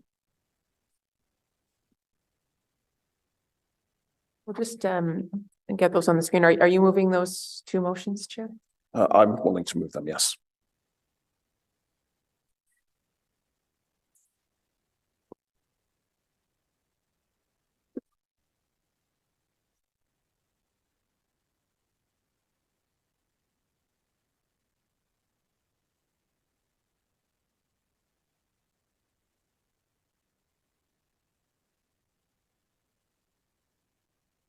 Mr. Chair, we have the first motion on the screen, which would be the one to refer recommendations to 5 of the staff report to council. So on the motion to refer to council, recommendations 2 through 5 of the staff report. Carried. Yep. Carried. Chair, I might propose that the committee dispose of recommendation 1 prior to considering the timing of the item rising to council. Absolutely. So on item number 1. Carried. Carried. Thank you so much.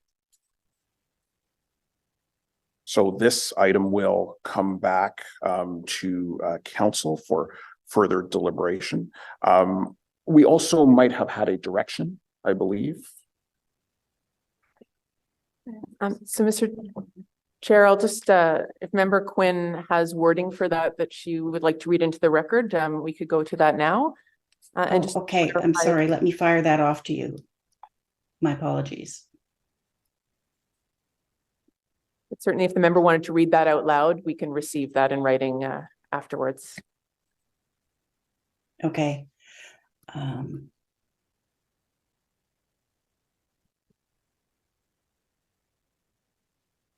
I guess am I unmuted? No, yes. Just to, my direction would be that the proposed replacement building duplex be revised to include greater soft landscaping on the property, be reduced, I guess would probably be the best word. That the massing be reduced in the site so that the site plan reflects greater the maintenance retention of greater soft landscaping on the property.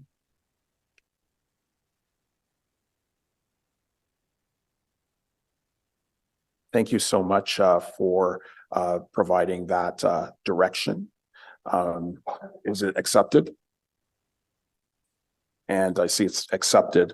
I also had a direction around incentives since we are reviewing the Heritage Grant Program, which currently offers maximum grants of $10,000 and $25,000 for small and large scale buildings respectively. That looks at the cost of high quality conservation work and ensures that it continues, and the fact that obviously as a city we value the conservation of our built heritage.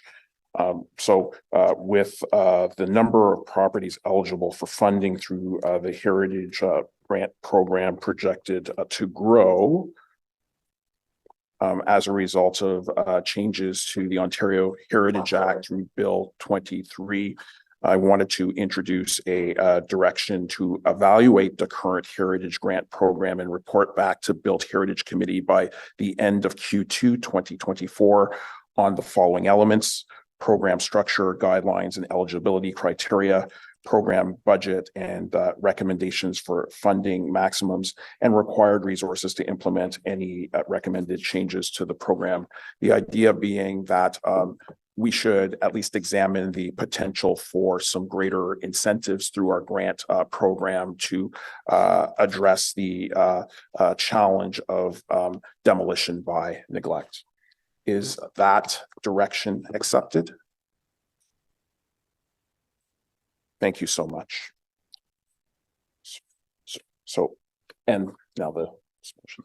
Okay. So can we get that motion on the screen?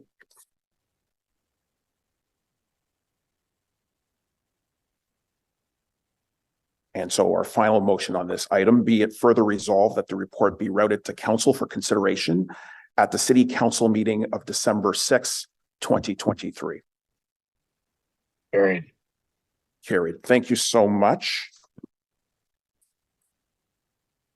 So that item will rise to council in December. Our next item is designation of the Bronson Centre, 211 Bronson Avenue under Part 4 of the Ontario Heritage Act. And we do have a presentation from staff. Yes. Sorry, I stopped.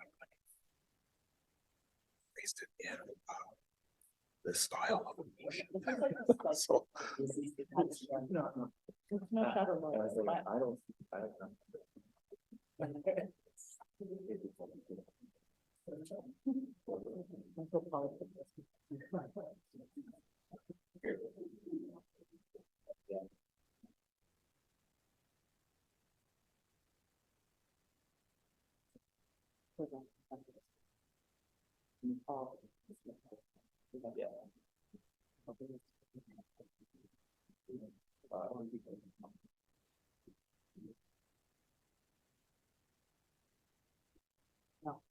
Yes, and there's only one copy. And then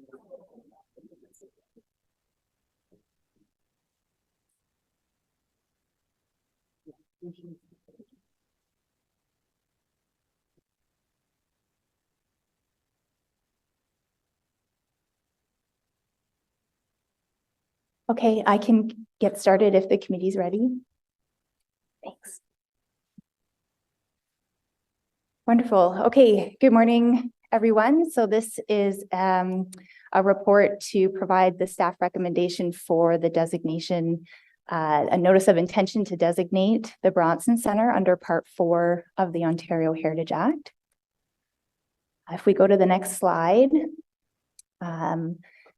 So the Bronson Centre is located at 211 Bronson Avenue. It's a well-known landmark in the Centertown neighborhood, and it currently functions as a hub for social services, arts, and entertainment.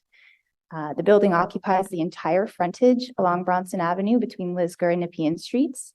The building was constructed in between 1928 and 1962. From 1928 until 1994, the building housed Immaculata High School, and since 1996, it's been known as the Bronson Centre. If we go to the next slide. So as this committee is well aware, the designation of properties in Ottawa is guided by provincial policy framework, including the provincial policy statement, the Ontario Heritage Act, and the city's official plan. Additionally, Ontario Regulation 0906 outlines the criteria for determining cultural heritage value or interest. Recent changes to the Ontario Heritage Act via Bill 23 allow properties to be designated if they meet two or more of the 9 criteria, I should say, outlined in the regulation. In 2021, the property owner retained Bray Heritage, a local heritage consultant, to prepare a cultural heritage evaluation report. And that report was submitted to the city for information, and it provides an overview of the design, history, and contextual values of the property, and that's attached to the staff report. So based on that information in the share, staff have determined that the property meets 6 of 9 criteria for designation under that regulation. In 2020, City Council listed this property on the city's heritage register. It was identified by ERA Architects, the city's consultant on the Centertown Heritage Study, and it was categorized as a significant resource through that Centertown inventory. Under the implications of Bill 23, this property would be removed from the city's register unless council issues a notice of intention to designate by the end of next year. We go to the next slide. In consideration of the information provided in the share, staff are of the opinion that the Bronson Centre has design value as a representative example of an institutional building constructed in phases between 1928 and 1962. The stone portion at the corner of Lisgar Street and Bronson Avenue was the original Immaculata High School, clad in stone. And that portion was constructed in 1928, 1929, and it's a representative example of the collegiate Gothic style, which was a popular style for institutional buildings across North America from the early to mid 20th century. The 1948 and 1962 additions to the building are also clad in stone, and they represent a compatible evolution of the complex. we go to the next slide, the site also has historic value for its direct association with the Grey Nuns and Immaculata High School. The Grey Nuns are an important religious order in the history of Ottawa, first arriving in 1845 to provide nursing services under the direction of Mother Elizabeth Bruyere. The building is also significant for its association with Immaculata High School, which was an important component of the Catholic school system in 20th century Ottawa, and it continues in its current location on Main Street. Since 1996, the building has housed the Bronson Center, and it's an important community hub for social services, arts, and music in Ottawa. If we go to the next slide, the Bronson Center is also associated with several significant 20th century architects in Ottawa, including W.E. Nofke, who designed the original Immaculata High School building. Also the architecture firm of Hazel Grove and Lithwick, who designed the 1948 wing, and architects Balhary, Helmer, and Morin, who were responsible for the 1962 expansion.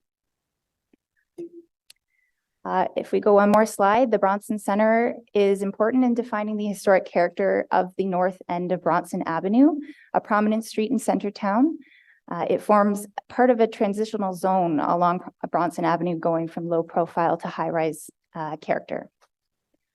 As well as a Catholic school for almost 70 years, the building is also visually and historically linked to the development of significant institutions in this part of Centertown, including St. Vincent's Hospital, Erskine Presbyterian Church, and McPhail Baptist Church. The Bronson Center has contextual value as a landmark on Bronson, both for its size, spanning the entire block of Bronson Avenue between Nepean and Lisgar Streets, and for its function as both a school and now a community hub.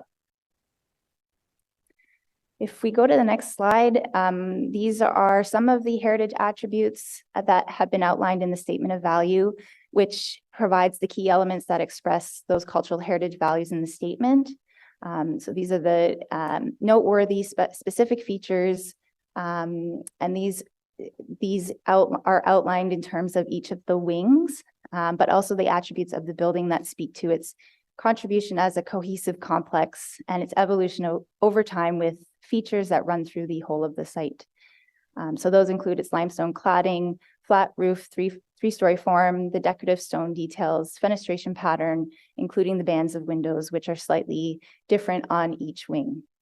I should note the 1952 nurses wing, which is on the north end of the site along Nepean Street, as well as all of the building interiors, have been excluded from the designation. If we go to the next slide, just in terms of consultation, the property owner is aware and is supportive of the proposed designation, and I believe they're here today. The ward councillor is notified of this report, and Heritage Ottawa has also provided comments as well. And if we go to the next slide, just to briefly conclude, so staff are recommending that the Build Heritage Committee recommend that council issue a notice of intention to designate the Bronson Center under Part 4 of the Ontario Heritage Act, according to the statement of value.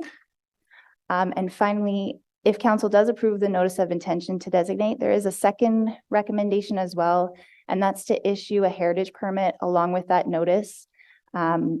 And that's to permit the ongoing facade rehabilitation that's been ongoing over the last several months.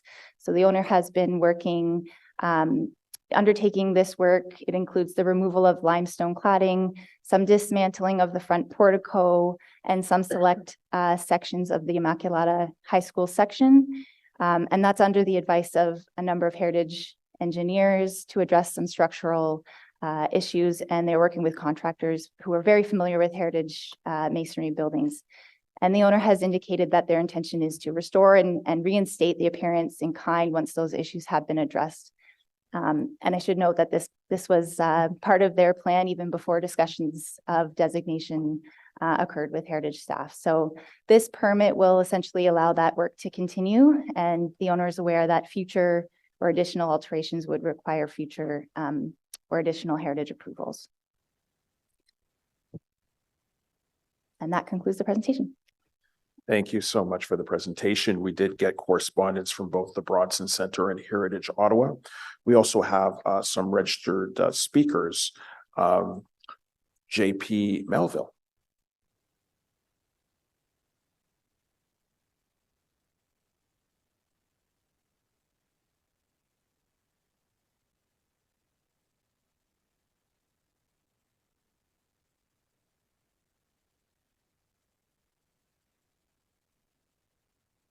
Chair, we'd like to ask permission that Corey Mayville speak for a minute or two, Executive Director of Bronson Center. I'll permit you to share time. Thank you. Thank you, Chair. Thank you, committee members, and hi, Ariel, and staff for doing excellent work. I do want to thank all of you for allowing us an opportunity to, just on behalf of the tenants of our wonderful hub, our board, and of course, the community of Ottawa, who's very interested in the historic preservation of the Bronson Center. As has been mentioned, and I won't repeat everything, obviously, we've been around for over, well, close to 100 years at this point in time. And our history is very important, and bringing things up to present day, just a brief history of Bronson Center. It was actually the Gray sisters who had this vision to create Bronson Center so that it wouldn't become, no offense, just condos, but it would actually serve the community first as a school and then as a community hub. And we were incorporated in 2000 and as a charity, and our primary work is providing affordable space to other nonprofits and charities.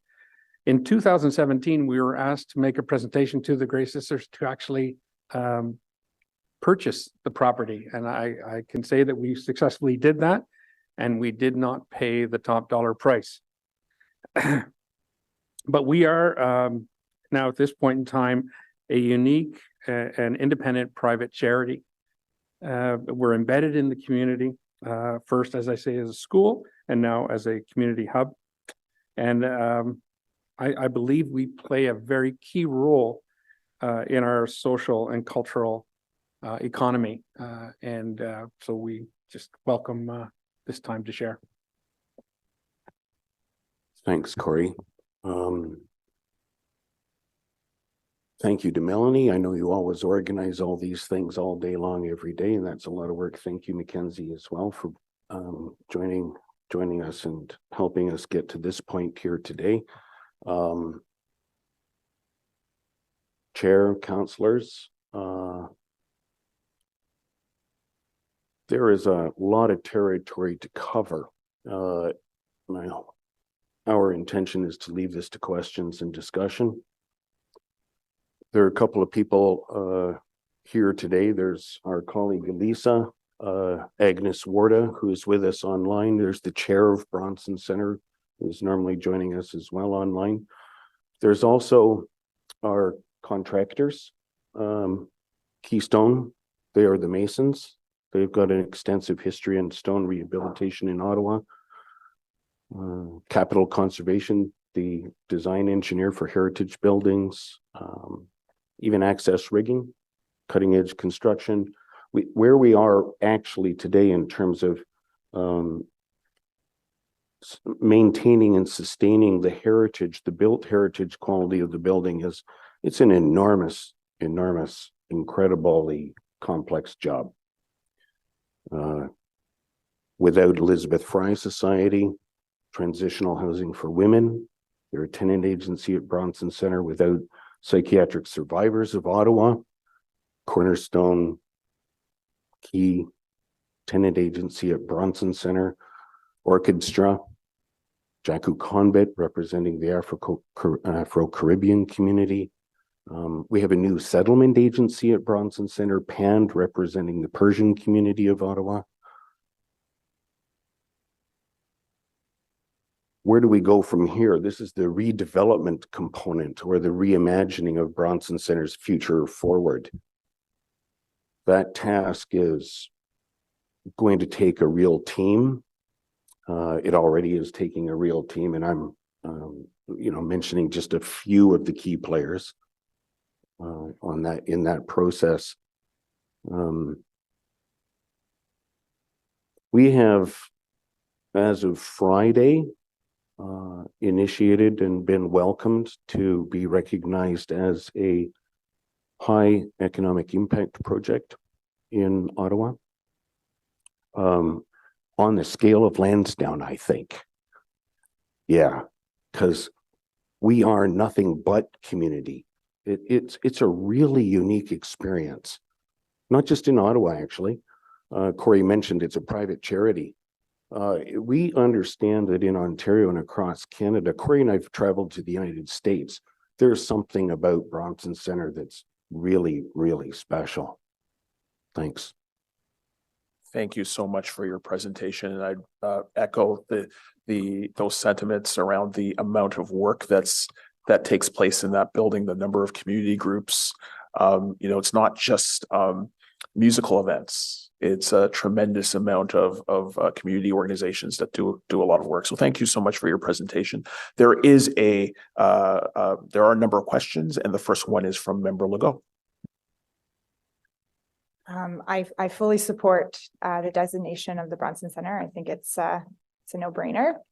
I just wanted to make a comment that once you do get your designation, or hopefully you do get the designation through the City of Ottawa, that you will become eligible for a number of different funding programs. And there's one within Parks Canada for the National Cost Sharing Program that you guys would be eligible for. They're open for proposals now, but it might be a full year until you have to wait once you get your designation. But I would strongly encourage you to apply to that program, because the type of building and the type of project that you guys have, it's non-for-profit, is sort of the target audience. Thank you very much, Councillor. We are also unique in that we are charitable, private sector, and public partnership. For example, Ottawa's hottest, newest mid-sized downtown performance venue. That's a private sector partnership. Bronson Centre stands out as a financially sustainable and financially independent on its operating revenues for its long-term business model. Right? So the application for grants and subsidies is part of the collaboration moving forward. So thank you very much for that. And I just want to say that, without Lisa's Bitnu and without the federal FedDev investment, without the support of the tenant agencies, we have had in room 109 over $140,000 invested from the community directly in interior renovations. The money sources and the financial support for moving forward are going to be very complex and wide, but thank you very much. And thank you, Member Legault, for providing that recommendation. Councillor Troster. Thank you so much, Chair. Hi, JP. Hi, Corey. I'm just, I agree, this is a no-brainer. Of course, we should designate this building. But I don't know if any of you have seen the state that it's in right now, because all of the stones are falling off the front and there's scaffolding. And it's really sad because it is a real jewel in our community. And there's, many organizations, including Transitional Housing for Women through Elizabeth Fry in that building, many organizations. And there is a really excellent music venue. So just as my colleague on the committee was saying, we really hope that this designation will help you qualify for more funding, and that you can get that taken care of as soon as possible, because I know it's a really tough challenge for a small organization. So thank you so much. Thank you for those comments, and thank you so much for your presentation. We much appreciate it. The next registered speaker is David Jeans as an individual. Thank you. Thank you, Chair. I'm actually a member of Heritage Ottawa's advocacy committee, also with Hunter McGill and with David Fleming. And David Fleming did submit in writing support for this designation. But as you said, I'm speaking as an individual. I'm actually sitting here in one of the former nurses' bedrooms in the Bronson Centre, which is my office. I've been a tenant at the Bronson Centre for 18 years. With Transport Action in 3 different spaces in each wing of the building, including the original 1929 North wing. Been through fire alarms, floods, construction projects, and COVID. I knew the nuns when they still owned the building. And I used to pass by here regularly on my school bus in the early 1960s, which brought high school students from Gloucester Township to downtown high schools, including Immaculata. I knew students at Immaculata. The building is definitely a landmark on Bronson. My compliments to Corey Mayville because it's a well-managed building. It makes the contribution to the not-for-profit sector and the entertainment sector, as you've heard. There's been good attention to maintenance, including accessibility, the provision of ramps, washrooms, and so on. The space for not-for-profits is not only affordable office space, but also meeting space. And we've held several Transport Action annual general meetings here over the years. The designation would, as was mentioned, provide for heritage grants, particularly the city heritage grants. I believe that the $25,000 matching grant program would be applicable. The stonework restoration is underway. It doesn't worry me as much as it worries Councillor Troster, because I see remediation work being done rather than continued deterioration of the building. And so it is important that you approve the issuing of a heritage permit as well as the designation.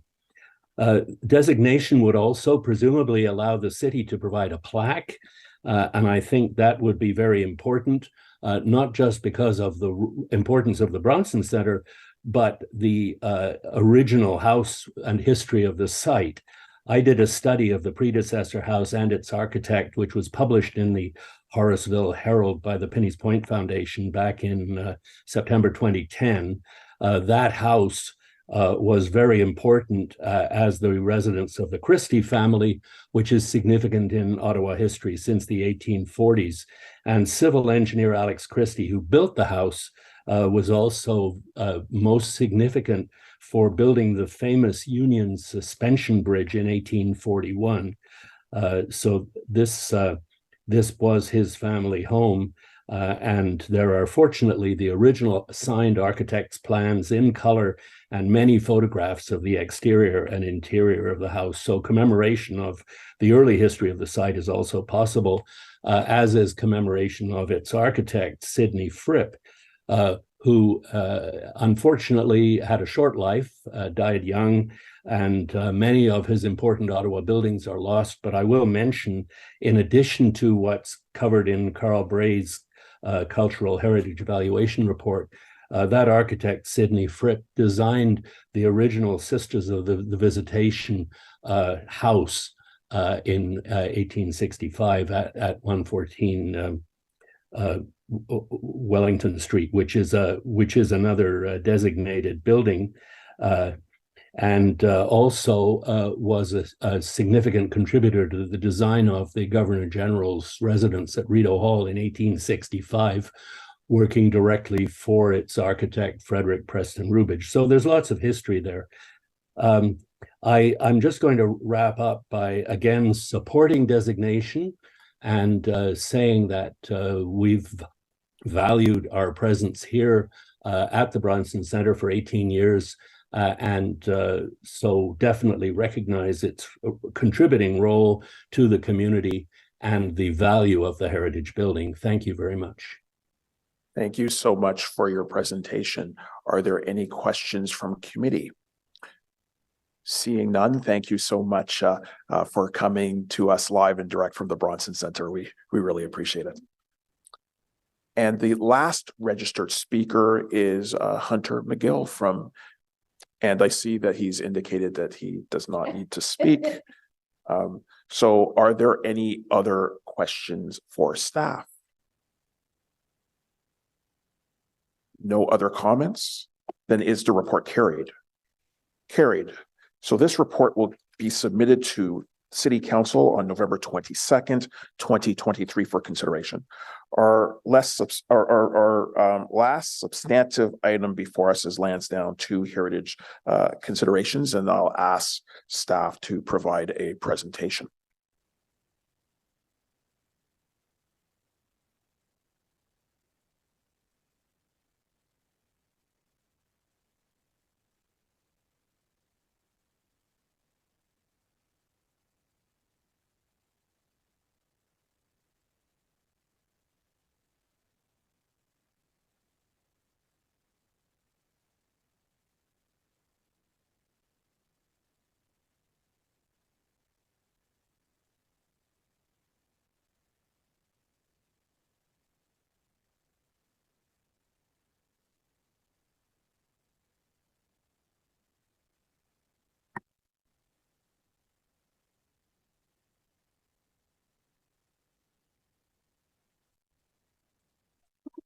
Hi, good morning, members of the committee. My name's Ann Fitzpatrick. I'm a heritage planner here, and I have with me Sean Moore, the director of the Lansdowne 2.0 project, and we're going to provide an overview of the project.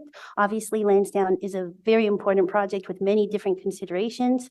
Today, we are here to speak specifically to the heritage considerations of the project. Next slide. Oh. Okay. Thank you. So, like I mentioned, this report is accompanying the report that went to the Joint Planning and Housing Committee, as well as the Finance Committee meeting last week. We'll provide an overview of the heritage considerations. Heritage permit is not required for the proposed development, but heritage staff have been involved reviewing for adjacency and coordinating with the various other heritage approvals. Next slide.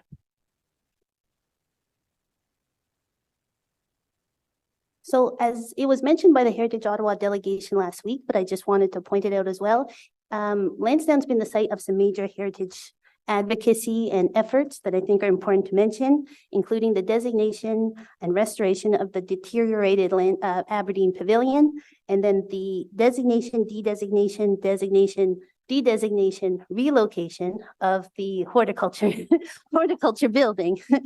And I just wanted to point it out because those efforts took place, some more recent, some a long time ago, but they've set the stage for the heritage considerations that we're thinking about today. Next slide. So I'll provide an overview of some of the heritage resources that are on site, and then I'll pass it over to Sean. So the two most prominent ones are the Aberdeen Pavilion. It was constructed in 1898. It's a steel and pressed metal exhibition hall. It's designated under Part 4 and is a National Historic Site. The second is the Horticulture Building. It originally served as a horticultural exhibition hall, and in the winter, it was a curling rink. It opened in 1914. It's a prairie-style building. It's designated under Part 4 of the Heritage Act. Next slide. Other resources on site, there's many layers to the heritage protection here. It's subject to a Parks Canada and City of Ottawa cost share agreement. It's adjacent to the Queen Elizabeth driveway, which is recognized as a cultural landscape by the NCC, and adjacent to the Rideau Canal, a National Historic Site, a Canadian Heritage River, and a UNESCO World Heritage Site. Next slide. The site is also subject to a heritage conservation easement agreement between the City of Ottawa and the Ontario Heritage Trust with the purpose of heritage conservation. There's 3 elements to this easement agreement: the setting lands, which includes the Aberdeen Pavilion and the horticulture building, the protected views, which are indicated in the triangles with the diagonal lines on the map, and then the framing lands, which I think are sort of indicated by the dotted, hashed, speckledy lines on the map. And I'll just ask you to keep the framing lands in mind because we'll come back to it later. But the idea with the framing lands is that they provide the lateral context to the protected views. So if you think of if you're walking along the driveway, before you get to the protected views, the idea is that you would have a glimpse of the Aberdeen Pavilion and from the upper portions before you got to those protected views. And with that, next slide. I'll just pass it over to Sean Moore to walk through the proposal. Thank you, Ann, members of committee and Mr. Chair. Lansdowne has been a place that has evolved from agricultural and exhibition roots to hosting world and national dignitaries, to entertaining residents and Canadians through music and events over its time. Next slide.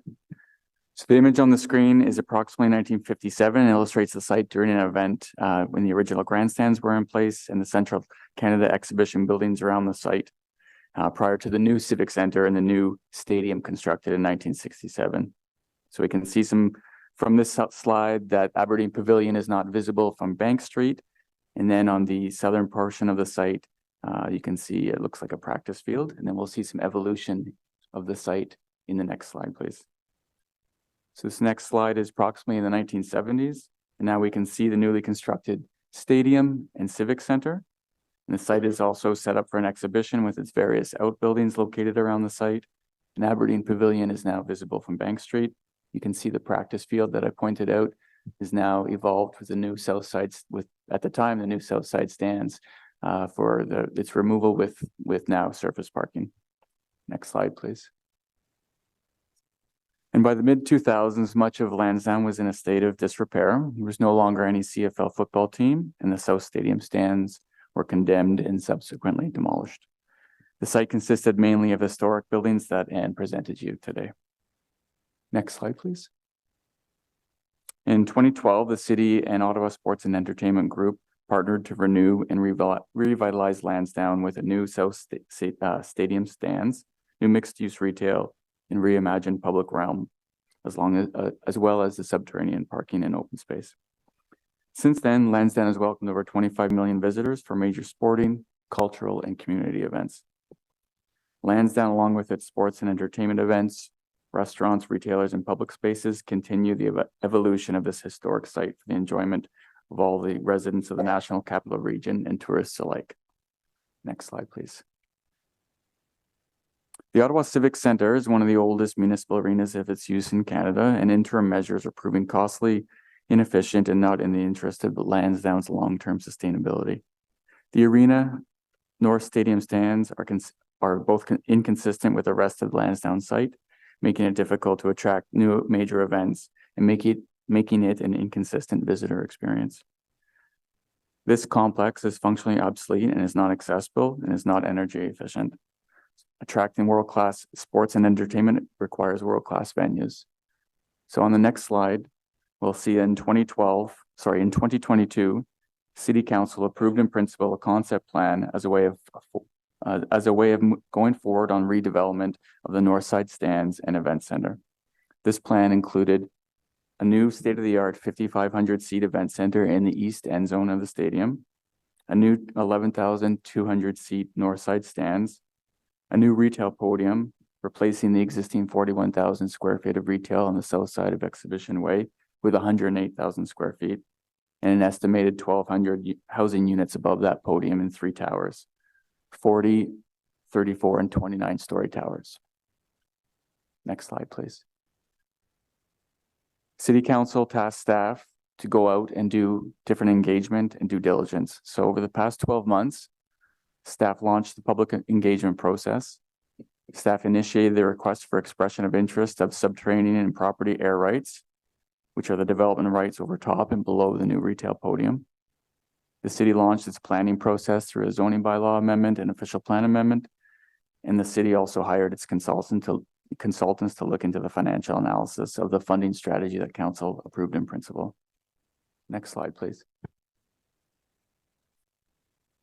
Through the staff initiated zoning and official plan amendment to implement the 2022 concept plan, staff came back with recommendations.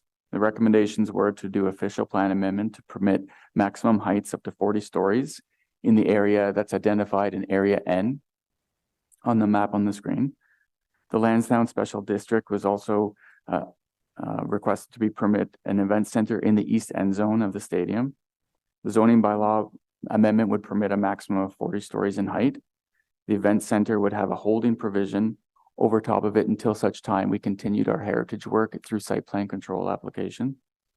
And a height limit of 15.5 meters would be established on the event center in Area E on the map. Staff also are recommending a unit cap of 770 units for those 2 towers. And we're establishing minimum tower separation, maximum podium height along Exhibition Way, and step backs in line with the city's high-rise design guidelines. Next slide, please.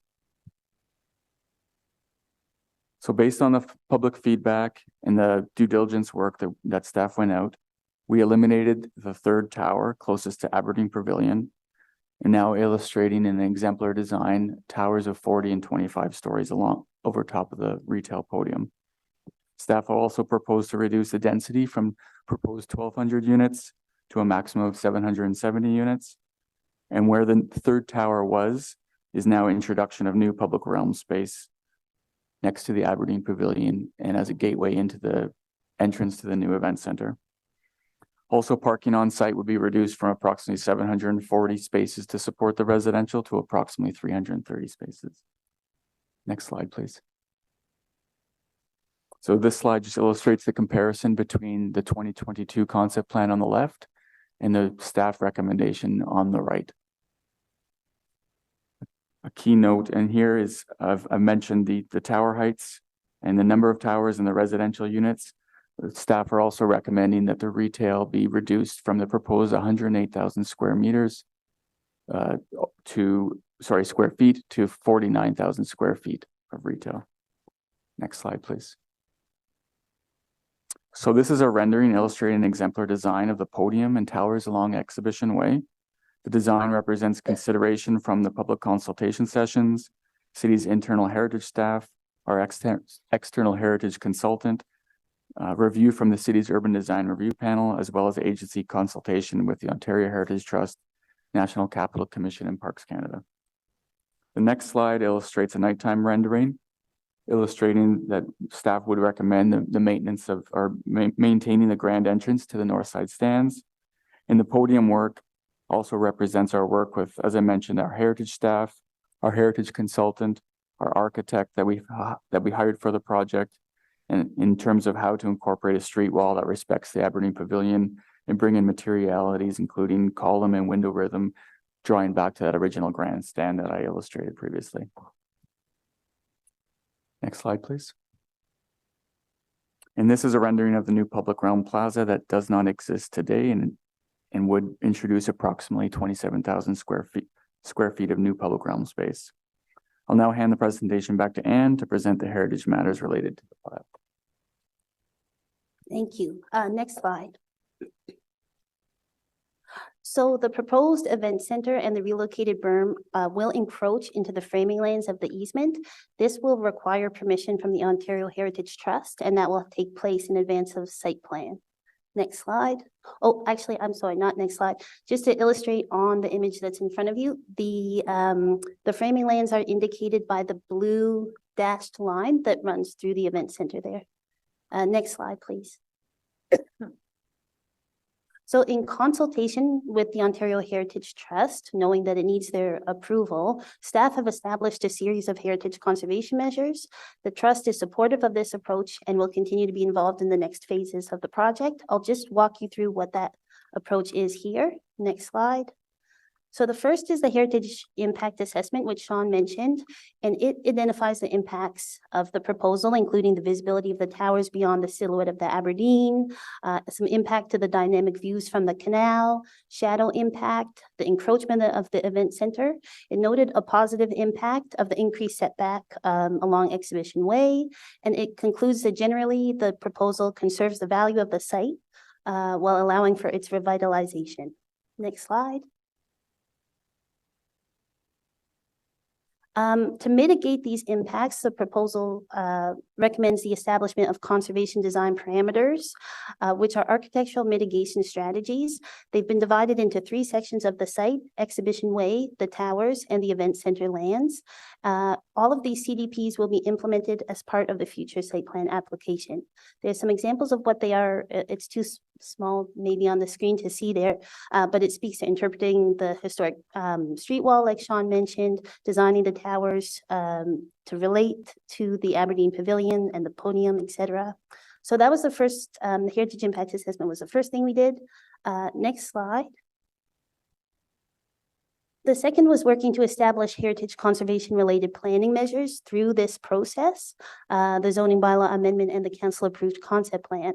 So those included increasing the setback on the south side of Exhibition Way, establishing a maximum height for the event center. Both of those are to improve the relationship with the Aberdeen Pavilion, and adding a holding zone to the event center to require an alteration permit from the trust, as well as an additional study, an additional addendum to the heritage impact assessment to look at the impacts of that event center as it relates to the heritage aspects of the site.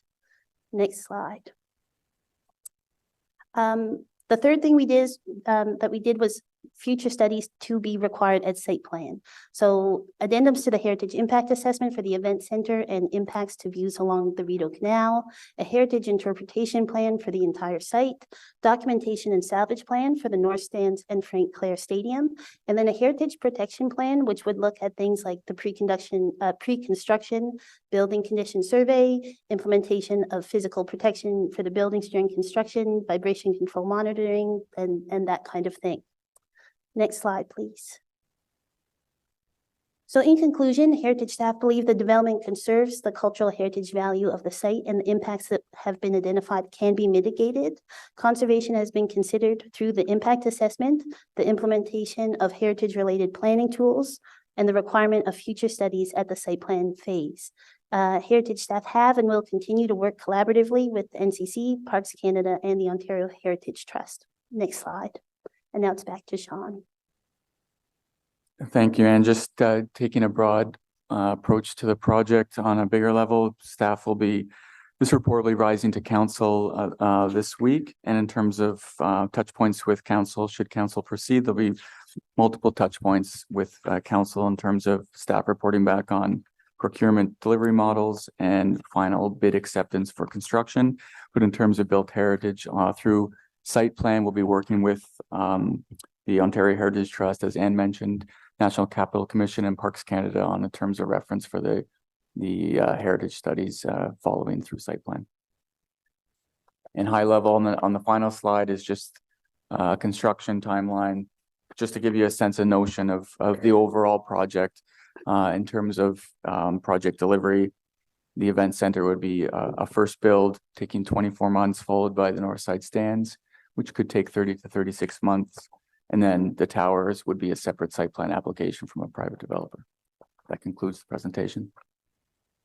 Thank you so much for the in-depth presentation. I know it's something that councillors heard for a little bit over the last little while in terms of a presentation, in terms of the proposal, the project as proposed. It is important to underline, of course, that we aren't here to approve a heritage permit, that this is just a report that will be received for information that contains the heritage impact assessment. But despite that, I think it is important, having been notified that there could potentially be a conflict of interest, that we just put that on the table. So I invite Member Legault just to speak to that. Yes, I believe just being an employee of Parks Canada and having you guys collaborate with some of my colleagues, I won't be able to comment on this project. And we appreciate the abundance of caution, despite the fact that this isn't a report for approval, it's just a report to be received.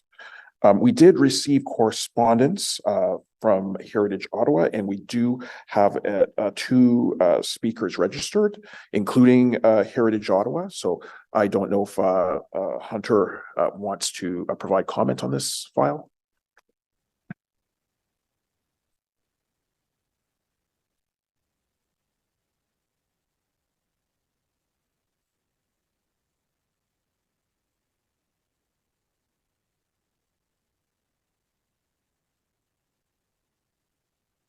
Thank you again, Chair and committee members.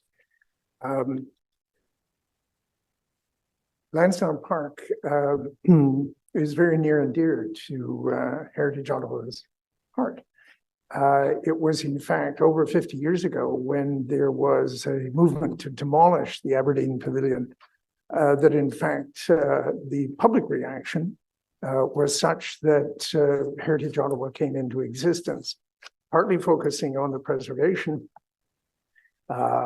and the stabilization of Aberdeen Pavilion, but also then gradually over time, the remit expanded to include built heritage preservation within Canada, within Ottawa.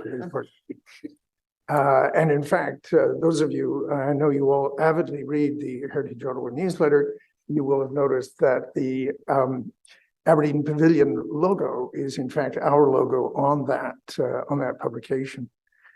12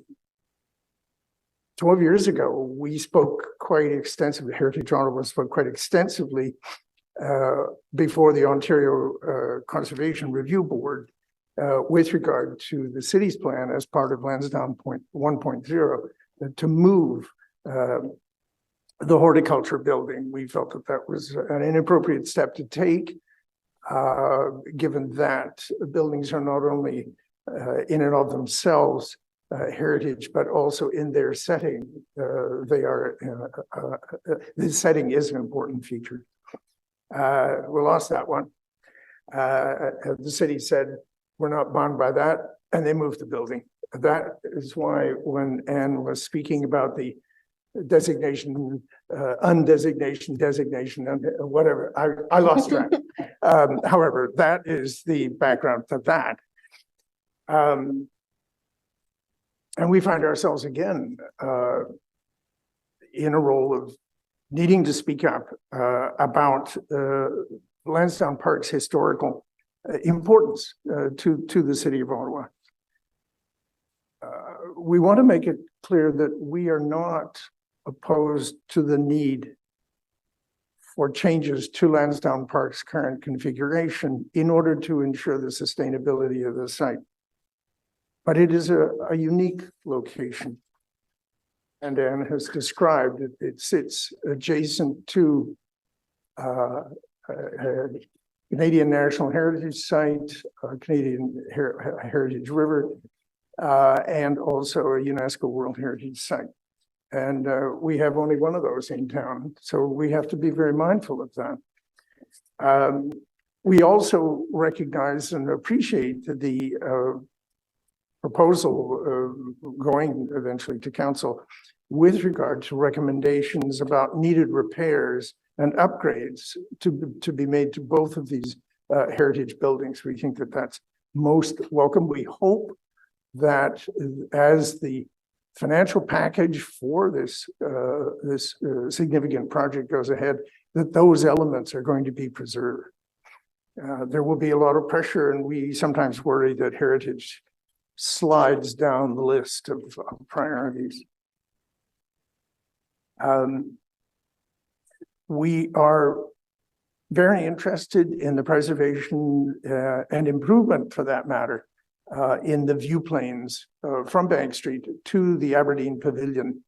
It was interesting to see several of the slides that were presented a few moments ago as to the evolution of the site to make those view planes more evident, but we still feel that they could be in fact expanded and of course protected. Our largest concern, our most significant concern, is in fact with regard to the towers that are proposed as more of a private sector element of the overall proposal. And we're very concerned that both the shadow impact that they will have, and also the issue about the proximity of those towers to particularly the Aberdeen Pavilion, and what that will do in terms of the perception of that very significant heritage structure. It was of concern to us. We welcomed the evolution, as has been set out in the design plan, with the elimination of one of those towers. That was seen as welcome, but as you might expect, not quite enough. It was of concern to us when, in the presentations that were made to our committee of council early last week, that the suggestion was made that the third tower come back in, and we think that that would be a very, very unfortunate development. And finally, and I see that the Parks Canada person has left, we wish that Parks Canada had been a little bit more vocal in terms of its concerns and its views on this. They have not been reflected in any of the material, in any of the commentaries that we've seen. Parks Canada was more active, I know because they brought me into it, when the Bank Street Bridge, the Flora Bridge, was proposed and then constructed. They had much more to say at that time and have had very little, if anything, to say now. Anyway, to summarize, we recognize the need for investment. We hope that it will be done in such a way as to protect the key heritage elements of the site, of those two glorious buildings, and that investments in the preservation, the stabilization of those two buildings can be taken into consideration. Thank you very much, Chair. Thank you so much. And Councillor Menard has a question for you. Thank you very much, Chair. Thank you for being here. I wanted to ask you about that three tower piece versus what staff have come back with here. And obviously I know here there's no decision being made here. They're just receiving the report. But I think it gives us an opportunity for discussion, given the council discussion about that third tower. The two towers that are proposed right now came at the recommendation of the Urban Design Review Panel, as well as heritage considerations and feedback that staff had received, but mostly it was a design decision that was made. The two tower approach right now, is that a concern for you, given the height and view taking away from the pavilion or not? And then I just wanted to ask you about the event center, which the Ontario Heritage Trust has mentioned is concerned about the heights within the view plane of the event center. So happy to get your thoughts on those two pieces, and then back to the third tower approach, because that was taken out for design reasons and for the flow inside, to create a more welcoming environment, to reduce wind tunnels, to reduce shadowing, to welcome people into the site and up that ground staircase, as well as the tower separation that exists with the two towers versus the three. The only reason, I'll just mention before you answer all these myriad of questions, the only reason why 1,200 units was included initially and why those three towers were initially included was because there was a thought that this could make the plan revenue neutral. Of course, there was always going to be debt to pay back, but that was why there was originally three towers there. People seem to forget that of the 1,200 units is they wanted to say that the plan was revenue neutral because of the property taxes that would have come and been diverted from the general into the project. So there's a lot there, but I'm interested in your thoughts on the two tower approach, the view plane on the event center, and again, why the three tower piece is so concerning for you next to the pavilion. Thank you for unbundling those questions. Two towers, we still have concerns about shadow effects, and also the with regard to the easternmost of the two towers, the effect that visually and with regard to the heritage setting of the Aberdeen Pavilion, that it may provide generate a visual crowding impact on the heritage structure, which is so very important to us. Gosh, I've lost my way. Remind me again. So there's that one. Thank you. Then there's the event center and the height of the event center. I don't know if you saw the Heritage Trust comments on that. And then there's the three tower approach overall. I guess it's similar to your two tower approach comments. Well, worse. Dealt with the third one first, if I may, just to say that our most significant concerns were with that third tower, with its bulk and with its siting and the inescapable shadow effects that would generate. With regard to the event center, it's more our sense of the importance of preserving some of the viewscapes from the canal and from that vista, that viewpoint, and that they would in fact obscure what we have to affect is a really marvelous building in the Aberdeen Pavilion, and but in its entirety, right down to ground level, and that event center in its current proposed configuration would detract from that. I hope I answered your question. It does. Thank you. Yeah, that's 50,000 square feet of green space there that yes, that would be taken up. So thank you very much. I did just say, Mr. Chairman, it's been very difficult to separate one's personal views about which one has many, and in fact, our approach from a heritage standpoint. Thank you very much. And we appreciate the challenge. This file is very complex, and it's presenting multiple challenges to all of us over the last few weeks and few months. So we appreciate that. I don't see any other questions, so thank you so much for your presentation. And we do have a delegation as well from I guess this is Isla Patterson.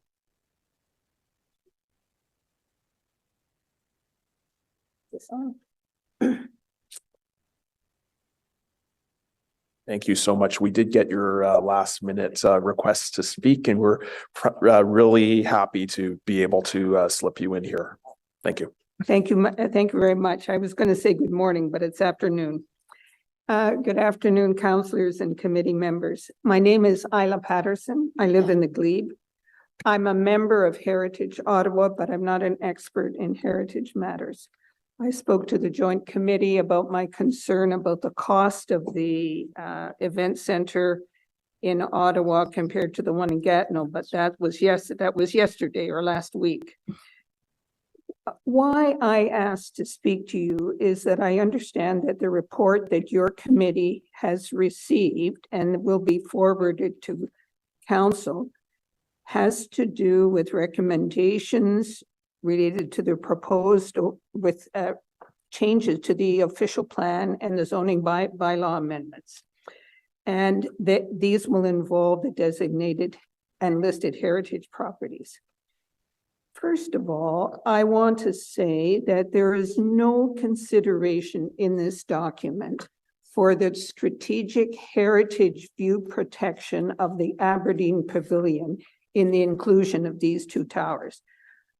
For example, when I looked at document number 1, it's a bird's-eye view of Lansdowne Park, like the aerial photograph, showing the sight lines within the park along an interior walking path that has trees and shrubbery between the path and Queen Elizabeth Drive. But when the upper portion of the Aberdeen Pavilion is viewed by tourists in the canal boat tours or visitors, including visiting heads of states and their delegations traveling along Colonel By, the proposed addition of 2 skyscrapers of 40 and 25 stories in the park completely changes the silhouette background setting of the Aberdeen Pavilion in the park. My point is that your report and the sightline drawings miss the big picture of which is the view from outside the park. What is now a strong visual, historical, and heritage architectural impact for people entering our city, what I call a capital city memory, next to the World Heritage Site, the Rideau Canal, will be severely diminished, I would say downgraded, by the 2 proposed high rises. Even though there are better sight lines along Exhibition Way, which I very much appreciate, the visual importance of Aberdeen Pavilion will be lost, which is why I wrote in the Citizen that putting the 2 skyscrapers next to the Aberdeen Pavilion, which the city calls its golden jewel of the park, is to me like putting a ring of Benel skyscrapers around the Eiffel Tower. And I consider it as a citizen a big insult to the use of public space. There's also the problem of the shadows in the wind tunnel that was mentioned by the previous speaker. I also would say, in following up to Council Menard's observation, that the reason that these towers have been included was that the guiding principles to the park decided in 2010, in which I participated as a community member in their consultation, were changed in 2021 to permit the selling of air rights and subterranean rights to finance replacing the existing facilities. When the guidelines were designed, they were built around the importance of the life cycle fund to preserve, repair, and maintain the stadium and the event arena. Yes, we knew that the facilities would be replaced, but there was no recognition in the original guiding principles that they would be replaced in under a decade. So the discussions on last week were that the 3rd tower might be added. My point is that this report is not needed if the 3rd tower goes ahead, because you'll have to possibly change it. And if the life cycle fund had been considered, the report wouldn't even exist. So my recommendation is to receive the report as a committee, but defer referring it to council. Thank you very much for hearing my views. Thank you so much for your submission. Councillor Menard has a question for you. Thank you very much, Chair. Thanks, Isla, for waiting today and for your presentation, all your research. I know you do a lot of that, and it's appreciated. I just wonder, I think you're speaking to kind of other options on the site. And when Lansdowne was first built, there was a really great opportunity to build some mid-rise housing right above those retail blocks in the middle. Yes. And it would have been such a nice addition there, and such a nice complement to, I think, the rest of the site. But we have the one proposal in front of us now, and I look at it, and you look at that east end block near, on the west end by at the end of Joey's, where there's the larger scale retail that's there. And we're tearing down, as part of this plan, the J block retail that was just built in 2014. So there's other retail on site that I understand you can't really build above. But what do you say to that in terms of adding housing to the site that could complement the site, but doing it in a way that, again, further enhances the experience going to Lansdowne in a way that's more supported and builds more unity in our city rather than what we've got in front of us now? I have been involved in Lansdowne for over 15 years. And one of the disappointments was that there wasn't a consideration for housing, and now, affordable housing that was built onto the retail so that it could be mid-rise. And, it really was a missed opportunity that I would have hoped would have been considered as another option. But what is distressing to me is that there really was only one option: take it or leave it. And I as a citizen, I really felt insulted that there were no other options given to our city leaders to consider. Living in the Glebe, which is a very expensive area, I'm a member of the Glebe Community Association. We've had extensive discussions about the need for affordable housing with community supports. And that was why on Friday, June Creelman, who's vice president of our association, when asked about, said that there is a site on the Glebe secondary plan at Bank Street, just by the Queensway, where we want affordable housing. And that is very close to the food bank on Catherine and the Center 507. It would be an ideal place for affordable housing. So, the major report says that affordable housing is not financially viable in Lansdowne, and I understand that, but really, in the Glebe, we do need affordable housing. Okay, thank you very much for that. Thanks, Chair. Thank you, Councillor Menard, for those questions. Councillor Troster.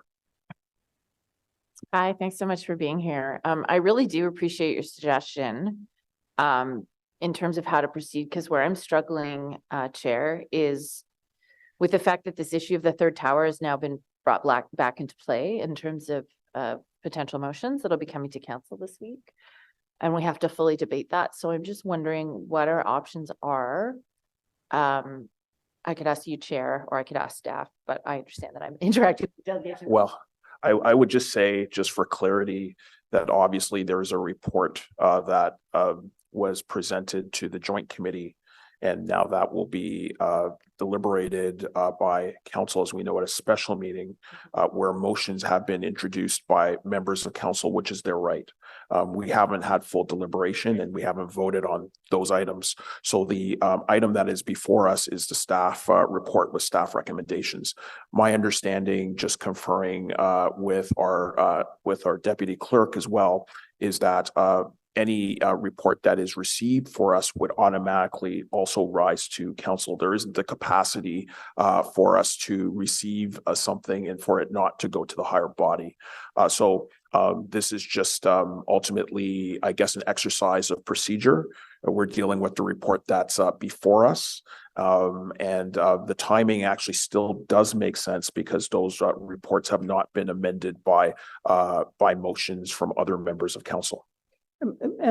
Excuse me, Councillor King, may I ask a question? Would it be possible for this committee to provide comments instead of just passing the report along? Well, in this space, we do provide comment in the sense of the deliberation that we have with the report that's before us. So members have the option to provide comment or opinion.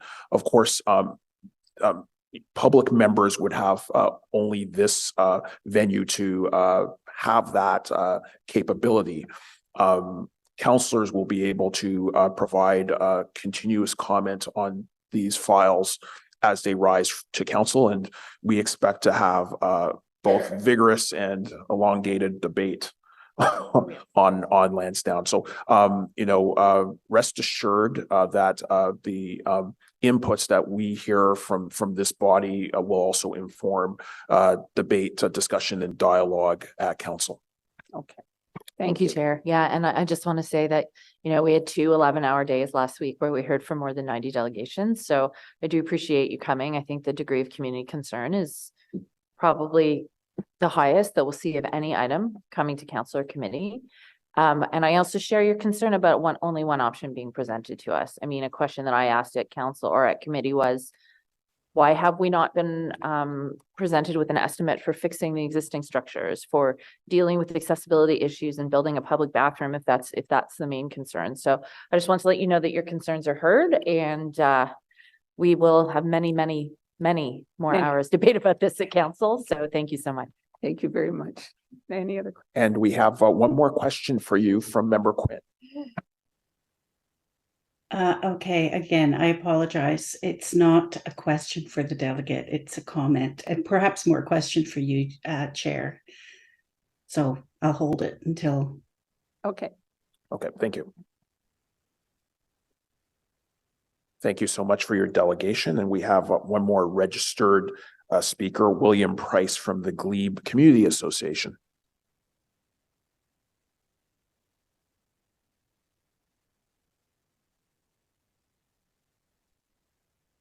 Good afternoon, Mr. Chair. I'm the chair of the Glebe Community Association Heritage Committee, and I will not take up a great deal of your time. I will acknowledge that we're in full support of the submission from Heritage Ottawa. Again, I think there's no question as well. There are some very fine points made by the previous speaker with respect to the view sheds. I agree with them. If you look at the view shed impact from the Queen Elizabeth driveway, there is no doubt about it. A third tower would be an egregious introduction on top of the existing proposals problem with the view shed from that particular area. We've had compromises on the view shed originally from Bank Street under the Heritage Trust, and they were authorized. That's past history. The new proposal makes a slight improvement to that by nudging facilities towards to make that alley slightly larger. But in the end, the view sheds are a significant concern, and if the third tower comes back, I think a lot of people will have a different view of the whole project. The Heritage report, the work on analysis of impacts, I thought was quite good. It's simply factual. It states what it is. It doesn't add judgment. And I think a close reading of it would indicate that a third tower is potentially problematic. So I really do hope that does not arise, or if it does, that this committee, in approving the report, would stand some credibility in terms of rejecting that notion. So I'll stand there. And just an interesting anecdote: we fought very hard, our committee and Heritage Ottawa, when I was with them, to designate the horticulture building. the builder of my house actually was the president of the Glebe Curling Club in 1926, which is in his footnote. But that building, through a lot of trouble, ended up coming out to be a very decent building, but in the wrong location. I really think we have to care a lot about where we locate things when you're talking about a heritage core. This is a special treat. It's one of the few buildings, exhibition buildings, still left in the country. And it's only 2 that are left in Aberdeen Pavilion. So those are my observations for the Heritage Committee and the GCA. Thank you. Thank you, Mr. Price. And you do have a question from Councillor Menard.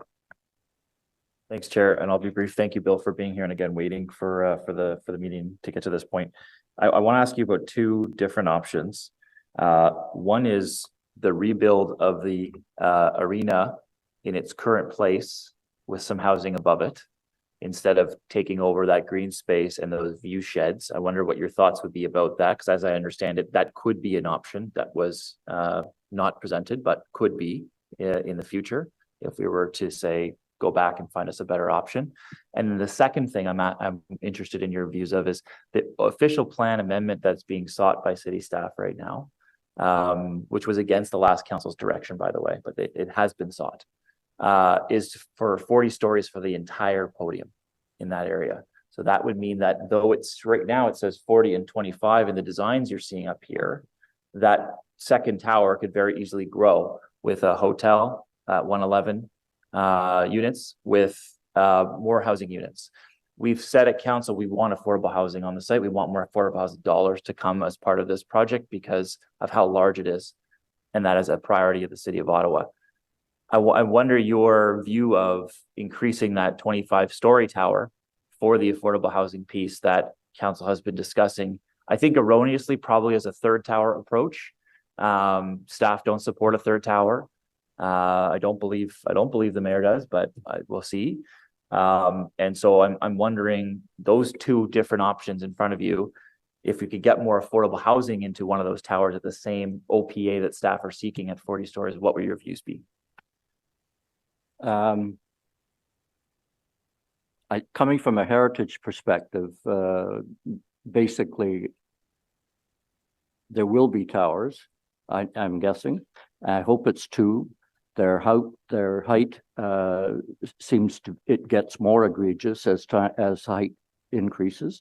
And I think the idea of the affordable housing in the personal point of view, such housing within Lansdowne is probably not the most efficient way to deal with the generation of funds for housing. In other words, there are other properties where the same amount of investment could yield a great deal of housing, and so on and so forth. So it may very well make sense, and I suspect that's the logic of the city in terms of grinding out as much profit and so forth to minimize the necessity of tax dollars, new tax dollars being dedicated.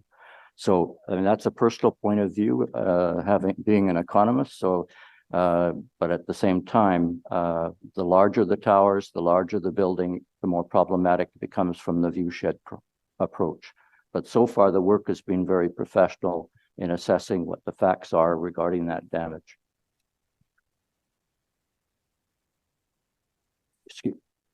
Sorry, Chair, just to remind on the first portion, I should just ask one question at a time. The event center, was I hoping you would comment on that, keeping it in place and building housing above it instead of moving it to that much loved green space and building it completely separately. Yeah, I really don't have a firm opinion on that. I think, again, the height and more incursion into the green spaces is a problem from the viewscapes.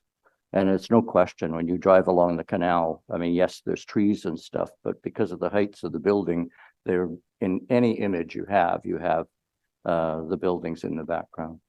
Okay, thank you. Thanks, Chair.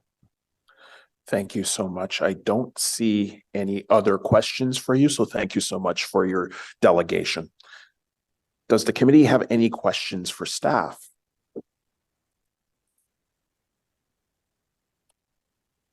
Councillor Menard. Thanks very much, Chair.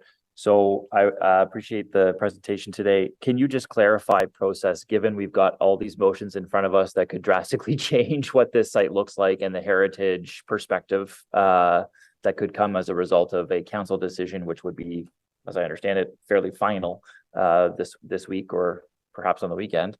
Could you just clarify process wise what would happen in that case? We would receive what's in front of us now, but that may not be the final outcome.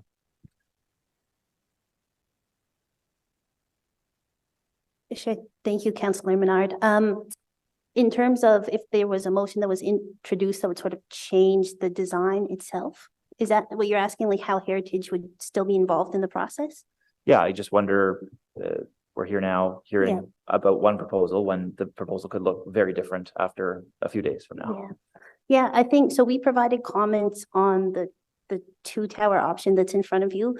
We have an addendum to the heritage impact assessment that looks at the reduction from the 3 towers to the 2 towers. So it looks at the change of impacts. And I think like the other departments in the city, as you go through the motions and different things are being considered, we'll be there to provide comment on it and give our opinion. But our comments on the 3 versus 2 tower options, we've provided those to Sean's team.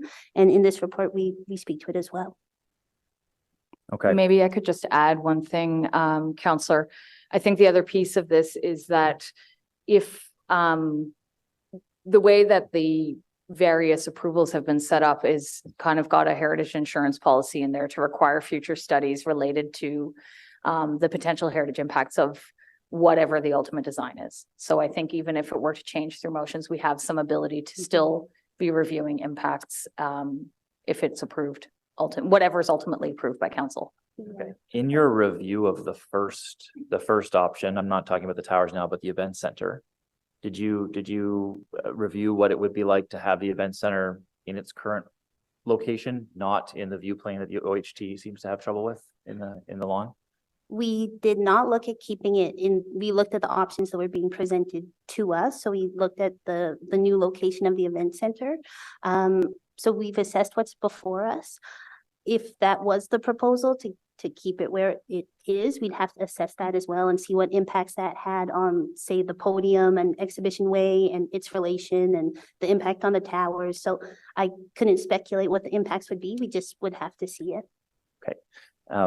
The Ontario Heritage Trust comments, have they been made public? I've just seen references to them in reports, but I think I think we're waiting for site plan to get there, which we need approval of on the view planes for the event center.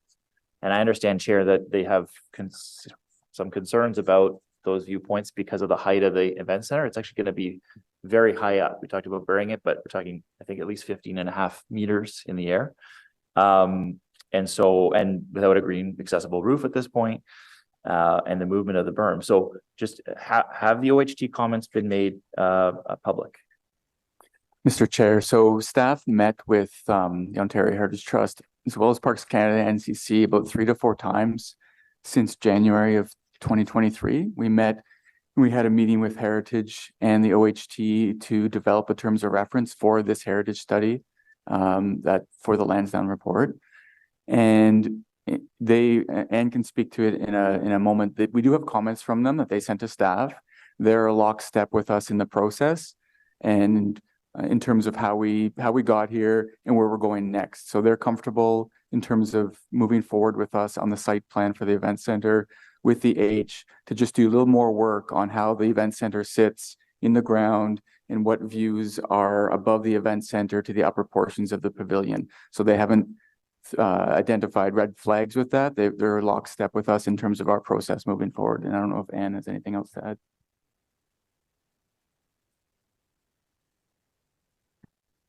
No, I don't think I have anything else to add, except that, like Sean said, they've indicated they're supportive of our process.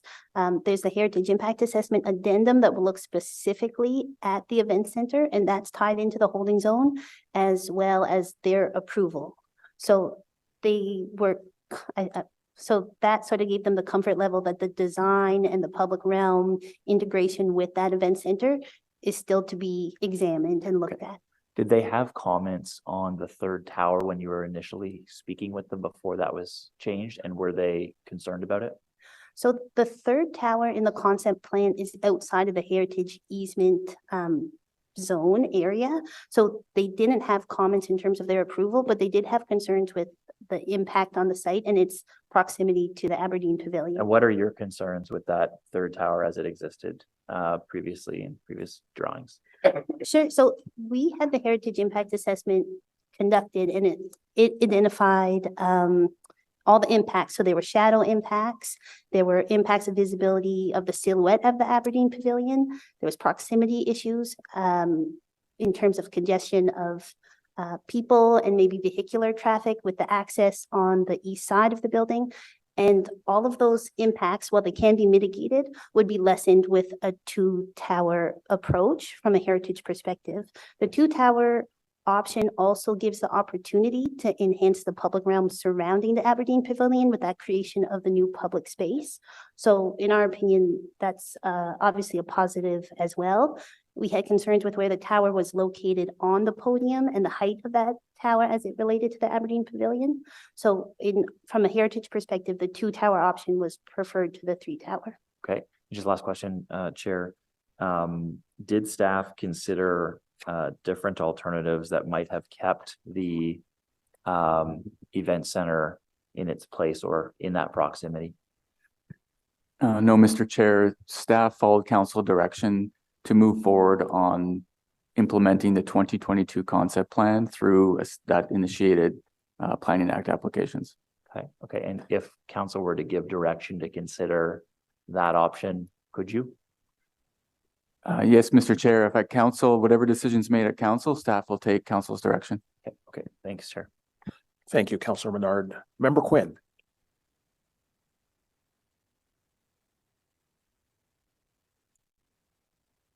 I think you're on mute again, Member Quinn. So sorry. Thank you, Chair. My question is procedural as well.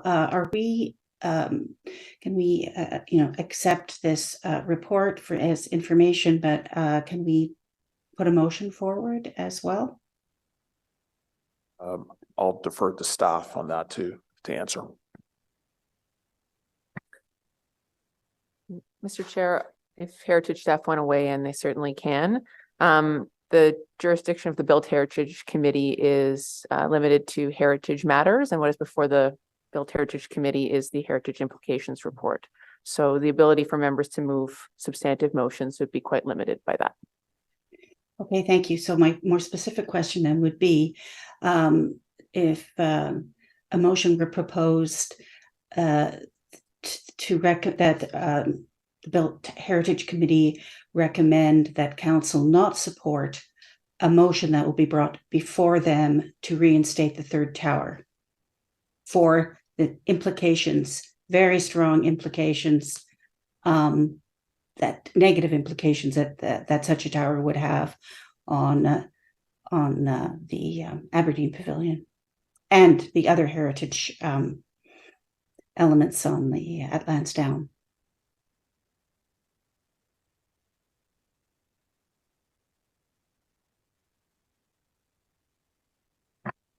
Mr. Chair, appreciating it's hard to give hypothetical advice on a motion that's not before us. Perhaps staff have anything to comment in terms of the status of any particular motion in that regard? Sorry, I didn't understand what. Mr. Chair, I think at last Friday's joint meeting, the city manager identified that this week staff would be looking at all those motions, digesting them and getting ready to have that discussion going into this week's council meeting. So staff have to go through and review all those motions. Correct. And I think that's obviously are the motions that have been advanced by council. I think the public member is asking whether she could introduce a motion within the guise of this report that is only to be received. I think we have to underline, of course, that what's before us is is a report to be received rather than seeking formal approval from this committee on a specific action, whether it's designation or a heritage permit or any of the powers that are kind of conferred onto this committee by the Ontario Heritage Act. So I was just wondering if we could get some clarity from the deputy clerk. Thank you, Chair. That's exactly what I'm looking for. Mr. Chair, appreciating that this is a significantly larger, more complex file than most of the planning application circulations that members of the Built Heritage Committee receive, I would see that this process would be very similar in that Built Heritage Committee does receive for information planning circulations that do not have associated heritage applications. In those instances, generally, members would provide comments at the meeting and would also have the opportunity to share those comments with staff and indeed with council anytime up until the matter is considered by council. So it may be, that might be a course of action that the member could take, which would be to provide those written comments, and the Office of the City Clerk would endeavor to not only share those with staff, but also with all of council. And yeah, I think that is a legitimate option. We do see that all the time in terms of a tremendous amount of correspondence, not just by residents, but by professionals as well as committee members. So I think that would probably be the best way to proceed in terms of providing input into the process. So I'm not entitled to bring a motion forward. Well, you can bring the motion forward or a motion forward, but typically when we have reports for information, we follow a specific process that where comments are provided to a council. Okay. I think. I'll let the Bobbies ask her question and I'll sit on that for a minute. Member Doden.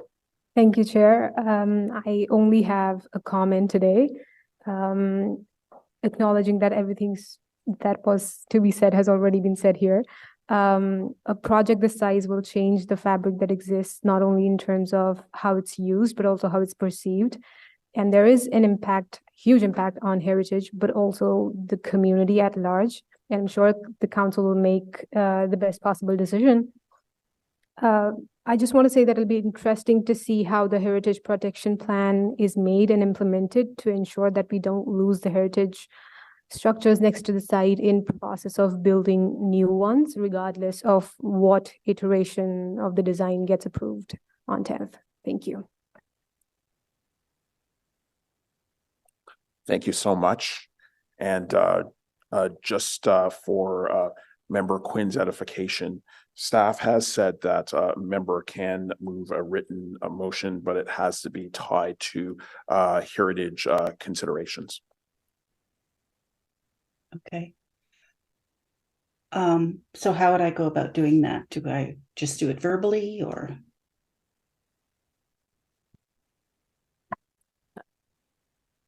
Mr. Chair, in accordance with the rules of procedure, a motion that is put before the committee should be in writing so that members know what they are voting on. Certainly the clerk's office can assist with these things, but we are not aware of any motion that has yet been presented in that regard. So if the member, again, appreciating that the public members do not sit on council, so there's not an opportunity for a public member to take the time between now and council to consider that matter. They could certainly pass on their written comments, and any member of council at the council meeting could take it upon themselves to move a motion if the member needed more time. Sorry, that's a bit of a roundabout answer, but we would need to have the motion in writing in some form before the committee votes on it. Okay, so I'd have to email something to Ms. Blair, like within the next minute. More or Is that- less. Since Is that what I'm the item is hearing? before us.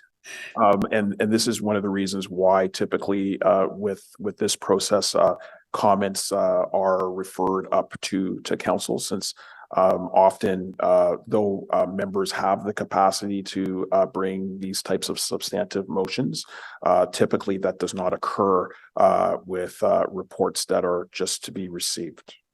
Yeah, this is kind of a special situation. though. This is not your typical report that we receive.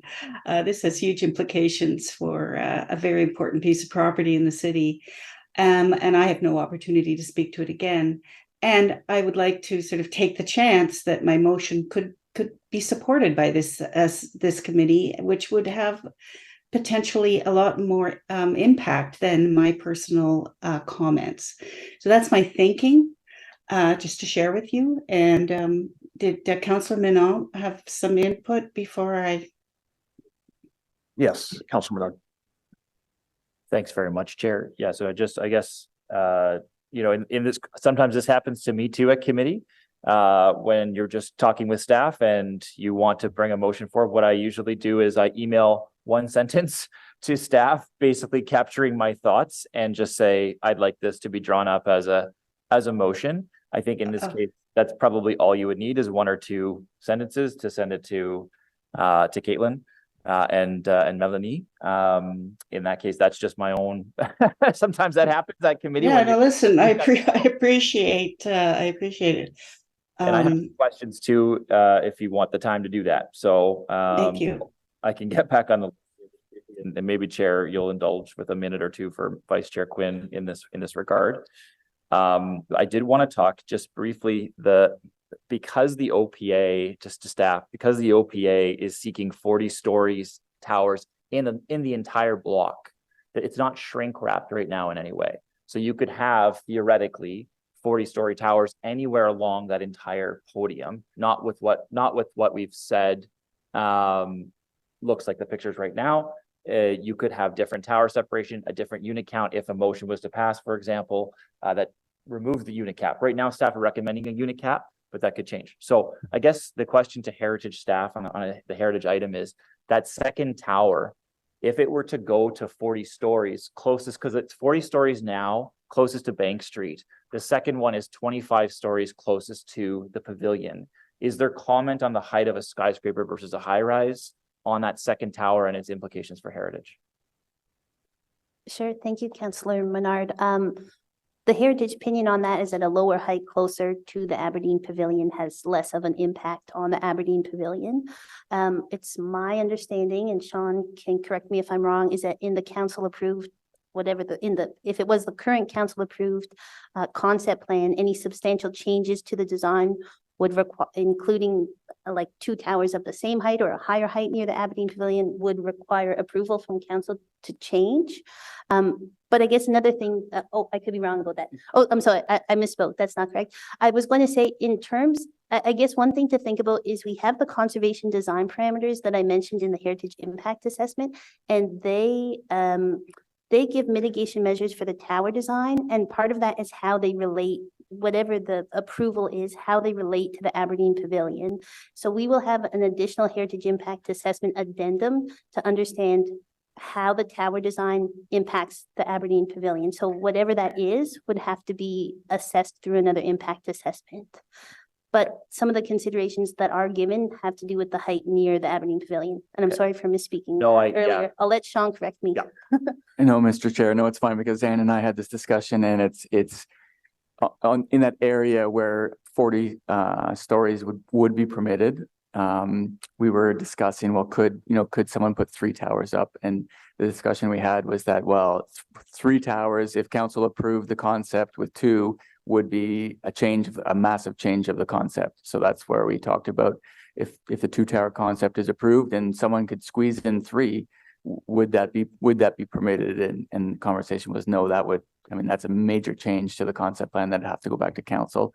And I'd just add as well, the staff recommendation is also to have minimum tower separation of 25 meters. So that will also although you can go up to 40 in the proposal, really you could only put 2 towers on that podium due to the tower separation that's being proposed by staff. Okay, would staff constitute a change through your chair from 25 to 40 stories as being major, or is that something that staff would say, okay, that's in line with what we've said in the OPA? So if we want to add the hotel and other housing there, that wouldn't be a major change or not? And Mr. Chair, so staff are proposing up to 40 stories in both the OPA and the zoning. So if someone comes forward through the request for offer of sale of the air rights and proposes a 40 and a 30, that would meet the zoning of the day. That would meet the zoning that's passed. The reason up to 40 is proposed by staff is to provide flexibility in terms of the floor plate size that a developer proposes, the unit mix that a developer proposes, a boutique hotel if we attract a boutique hotel. So there's flexibility in the overall zoning envelope. Okay. Very helpful, I think, for everybody to hear. I guess just lastly then on that, given what Heritage colleagues have said about the current design, the 40 coming down to a 25 nearest the most important heritage asset on the site. Is it the intent then to try to shrink wrap what would be there, given the unit count cap that you've added, the tower separation caveat that you've inserted in the recommendation, and there was one other piece you inserted in there that spoke to this that I'm trying to remember, but I guess the question is, do you see shrink wrapping that in any way, given the designs that have been put out there in the public and the media as being an important consideration for council, given that we could end up with 2 40-story towers, or in the case of another motion, 3? Yeah, I hope this is the last item on the agenda, but it's Lansdowne 2.0, so you can imagine. Sorry, Carolyn, we're just Vice Strickland are just. I'm starving, but I'll hold off, knowing the meeting should wrap up soon. Yeah, right. Mr. Chair, sorry, I lost my train of thought. There's multiple ways to move forward on the design. We don't have a developer in front of us. We have an exemplar design of a concept plan. So what we would do is we would wrap those design and urban design parameters and heritage parameters into our air rights process in terms of what do we want to see in terms of scoring when developers bid on the air rights, and we would receive concept plans. So we see it as this is the best foot forward on what we think today. We are going to put out an RFO with more criteria. We're going to receive bids. We're going to report back to council. There'll be a site plan process. We'll make that developer go to UDRP. They'll have to go through our development review staff and back to our heritage staff for review on all these checks and balances in order to review the ultimate design that comes through site plan. Okay, thank you, Chair. Thank you so much, Councillor Menard. I don't see any other questions for staff on this item. I do believe we are in receipt of a motion from Member Quinn. And the item is now on the screen. I'd invite Member Quinn to introduce the motion.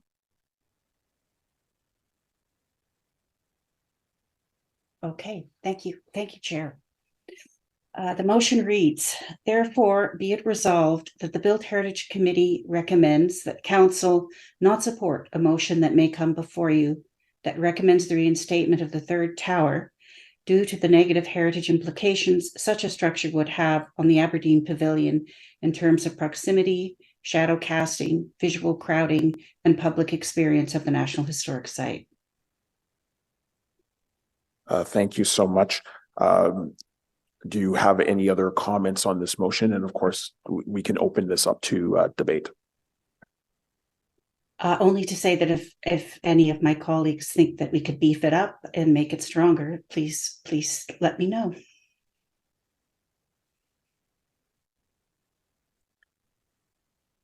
I don't see any other hands raised. Thank you. But before we go to the vote, I would just exercise caution here. in so much that I don't want obviously to be overly prescriptive and presumptive with my colleagues. We do have a very complex file that's coming before us in terms of council that was moved to full council from the joint committee for deliberation. In terms of the report that was initially before us, it was to be received to forward information, not specifically a recommendation from this committee. Of course, it's the right of members to introduce such motions, but with the complexity before members of council, as well as the ongoing discussions around, I believe, 20 motions that will be before us. There will be many permutations to that. And I don't think at least that council members, whether or not they are sympathetic to this view, would want to limit debate or advance a specific view that might be more presumptive and prescriptive than what would emerge during the debate and deliberation at the special meeting of council. So despite the fact that I understand where this motion is coming from, I understand the sentiments, I would not be able to support the motion that is before us in terms of refusal of a third tower. Are there any other comments on this item before it goes to a vote? Member Dode. I just want to say that I support this motion, especially when, in the same line of thought for protecting their heritage, and a tower that grows will have all the heritage impact that the heritage impact assessment talked about, and that will be going a step back in how far we have come with the 2-tower proposal. Thank you so much for those comments. Are there any other comments on this motion? Seeing none, let's call the roll on this motion. Councillor Kelly? No. Member Doty? Yes. Member Quinn? Yes. Councillor Troster? Yes. Member Madigan, Councillor Leeper? Oh. Vice Chair Plount? No. Chair King? No. Lost on 3 yeas, 3 nays. Thank you for that. I guess the next item is the report received. Received. Thank you so much. So this report will be submitted to City Council on November 10th, 2023 for consideration. We have no in-camp. Chair, just to clarify, the special joint, the special council meeting will now begin on Wednesday, the 8th, following. That's correct. So apologies. This report will be submitted on November 8th, as we did receive notification yesterday that the special meeting would be moved up to Wednesday after the regular council meeting. So thank you so much for that. Fast moving parts here at the city. So we have no in-camera items. We have do we have any notices of motion? Seeing none for consideration at a subsequent meeting. Seeing none, I'm not aware of any inquiries. Is there any other business? Seeing none, on adjournment, is the motion carried? We're adjourned, everyone. Thank you so much. The next meeting is scheduled on Tuesday, December 12th, 2023. Thank you. Thank you, Chair. Good job.